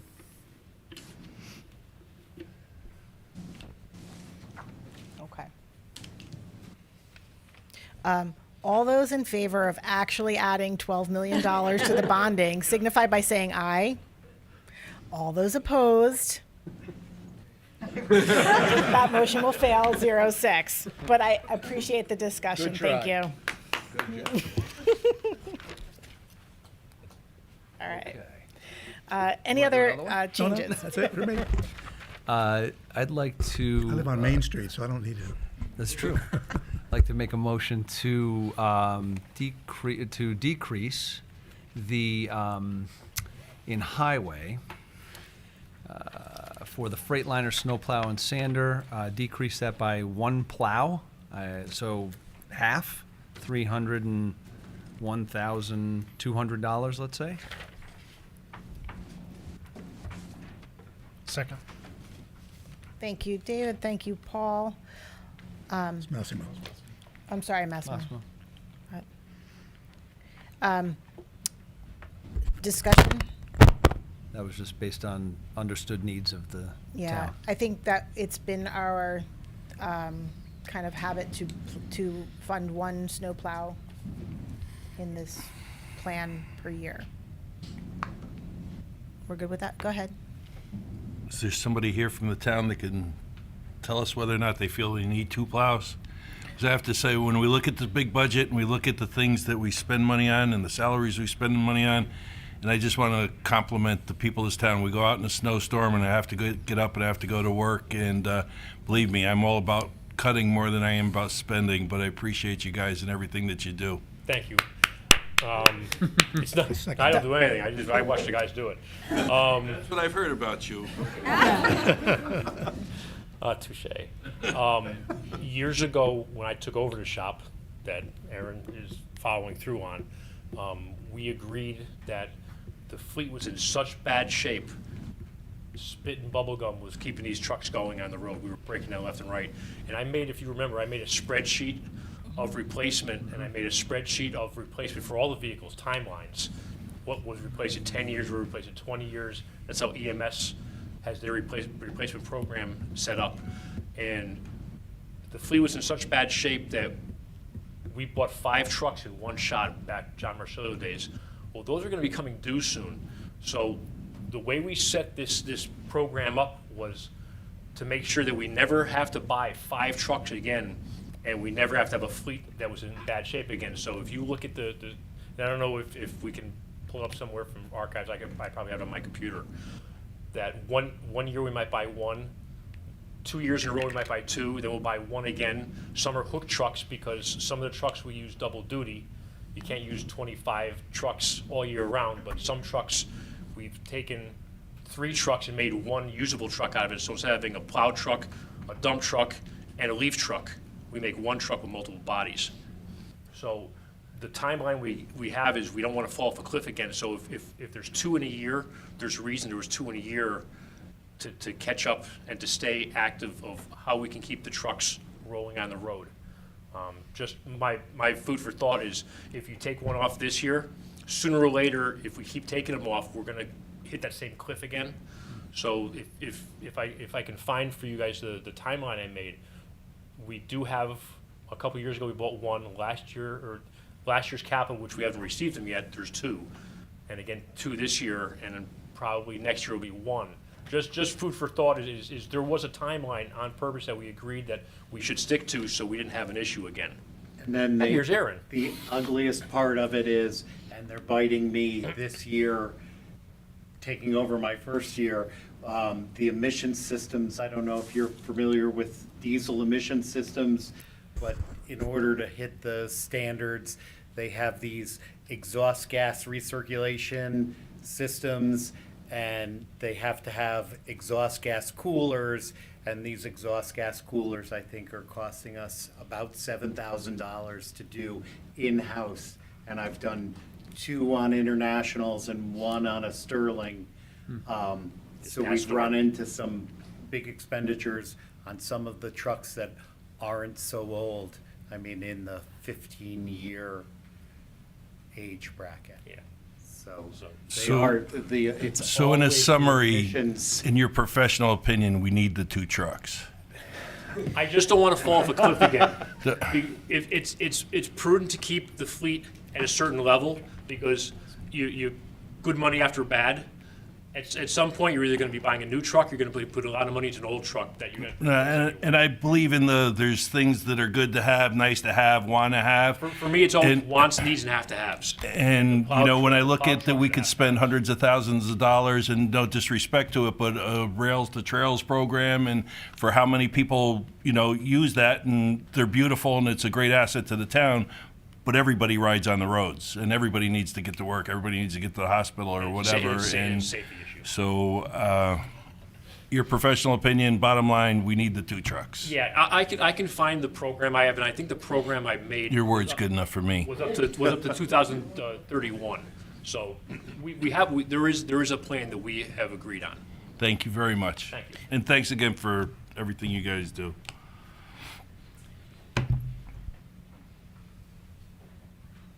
So they have 2 on order that haven't been delivered from last year, and there's a request for 2 more this year. I see your point at that, you know, it's something that we use a lot. I'm just not sure if I want to do 2 this year or push that off when there's a lot of, you know, a lot of other equipment, the garbage truck, the parks, 550. So, thoughts?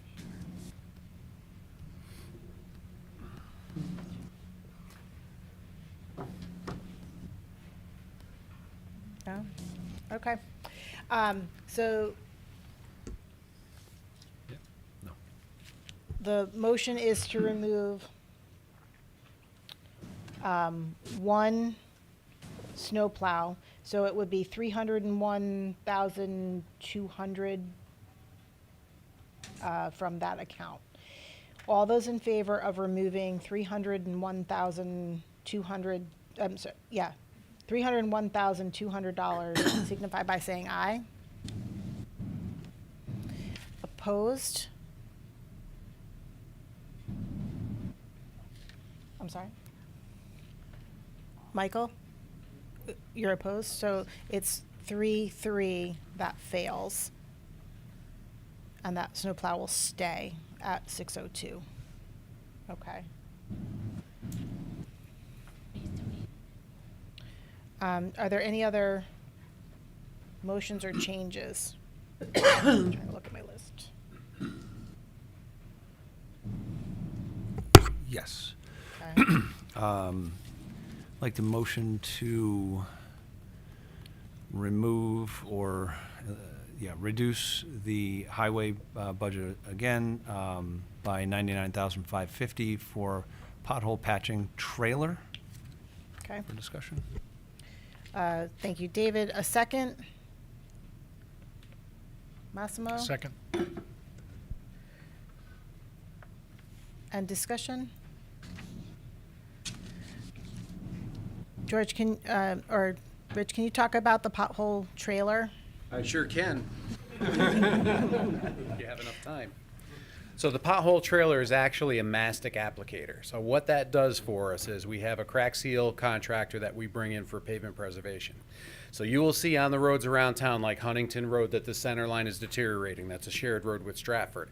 So this piece of equipment is something that will fill in those major gaps. It actually has liquid asphalt, a polymer asphalt with aggregate mixed in with it. So you could fill in the big gaps. The state of Connecticut just started using this process for this machine. They did 5 miles of road up in Litchfield over the summer.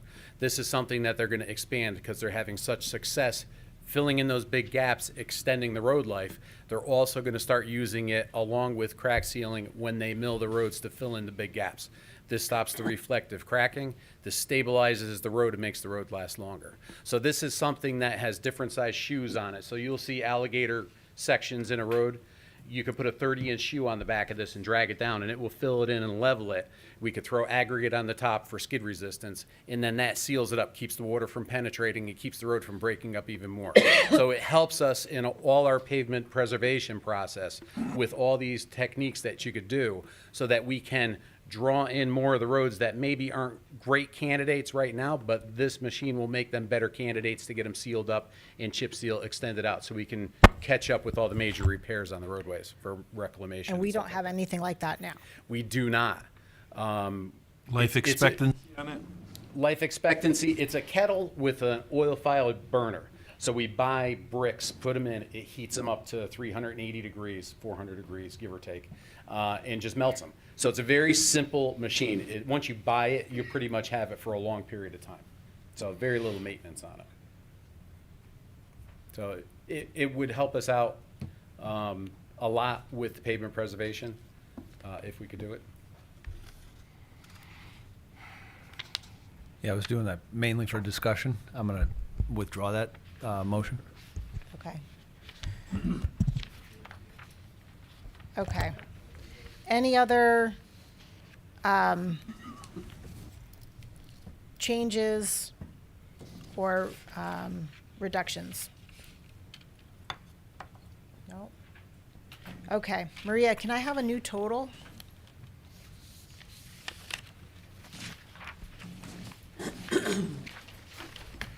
With bonding cost is $14,420,000.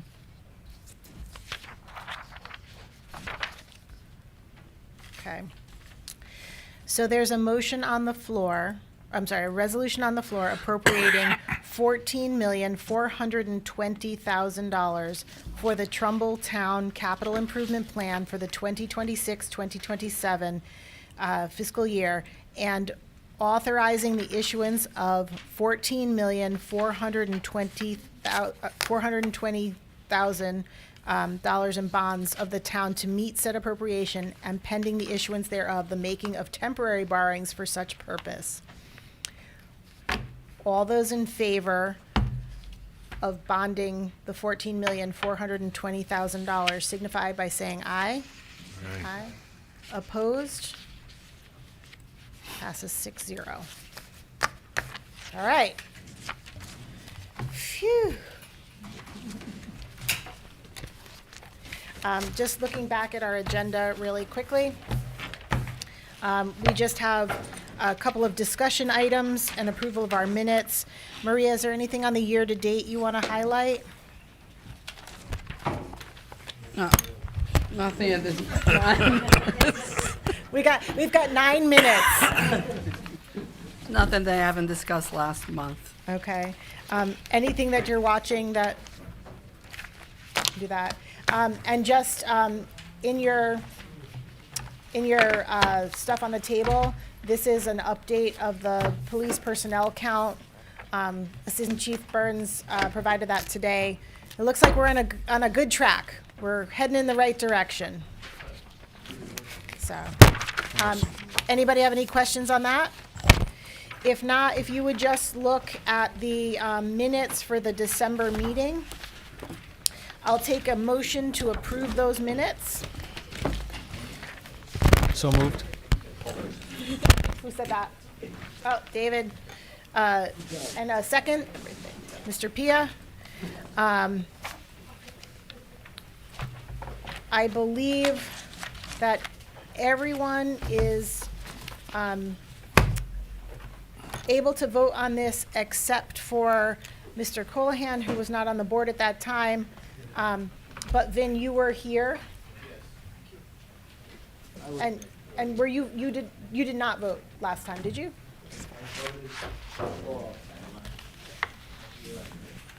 Okay, so you can vote on the thing in Mr. Colohan's place. All those, any changes or corrections that you see? If not, all those in favor of accepting the minutes for the December 17th meeting as presented, signify by saying aye. Aye. Any opposed? And then we are done. I'll just take a motion to go home. All right, by unanimous consent. Amen. You made it in 6 minutes. Wow, talk about clearing a room. That was pretty good. Hey, big fella.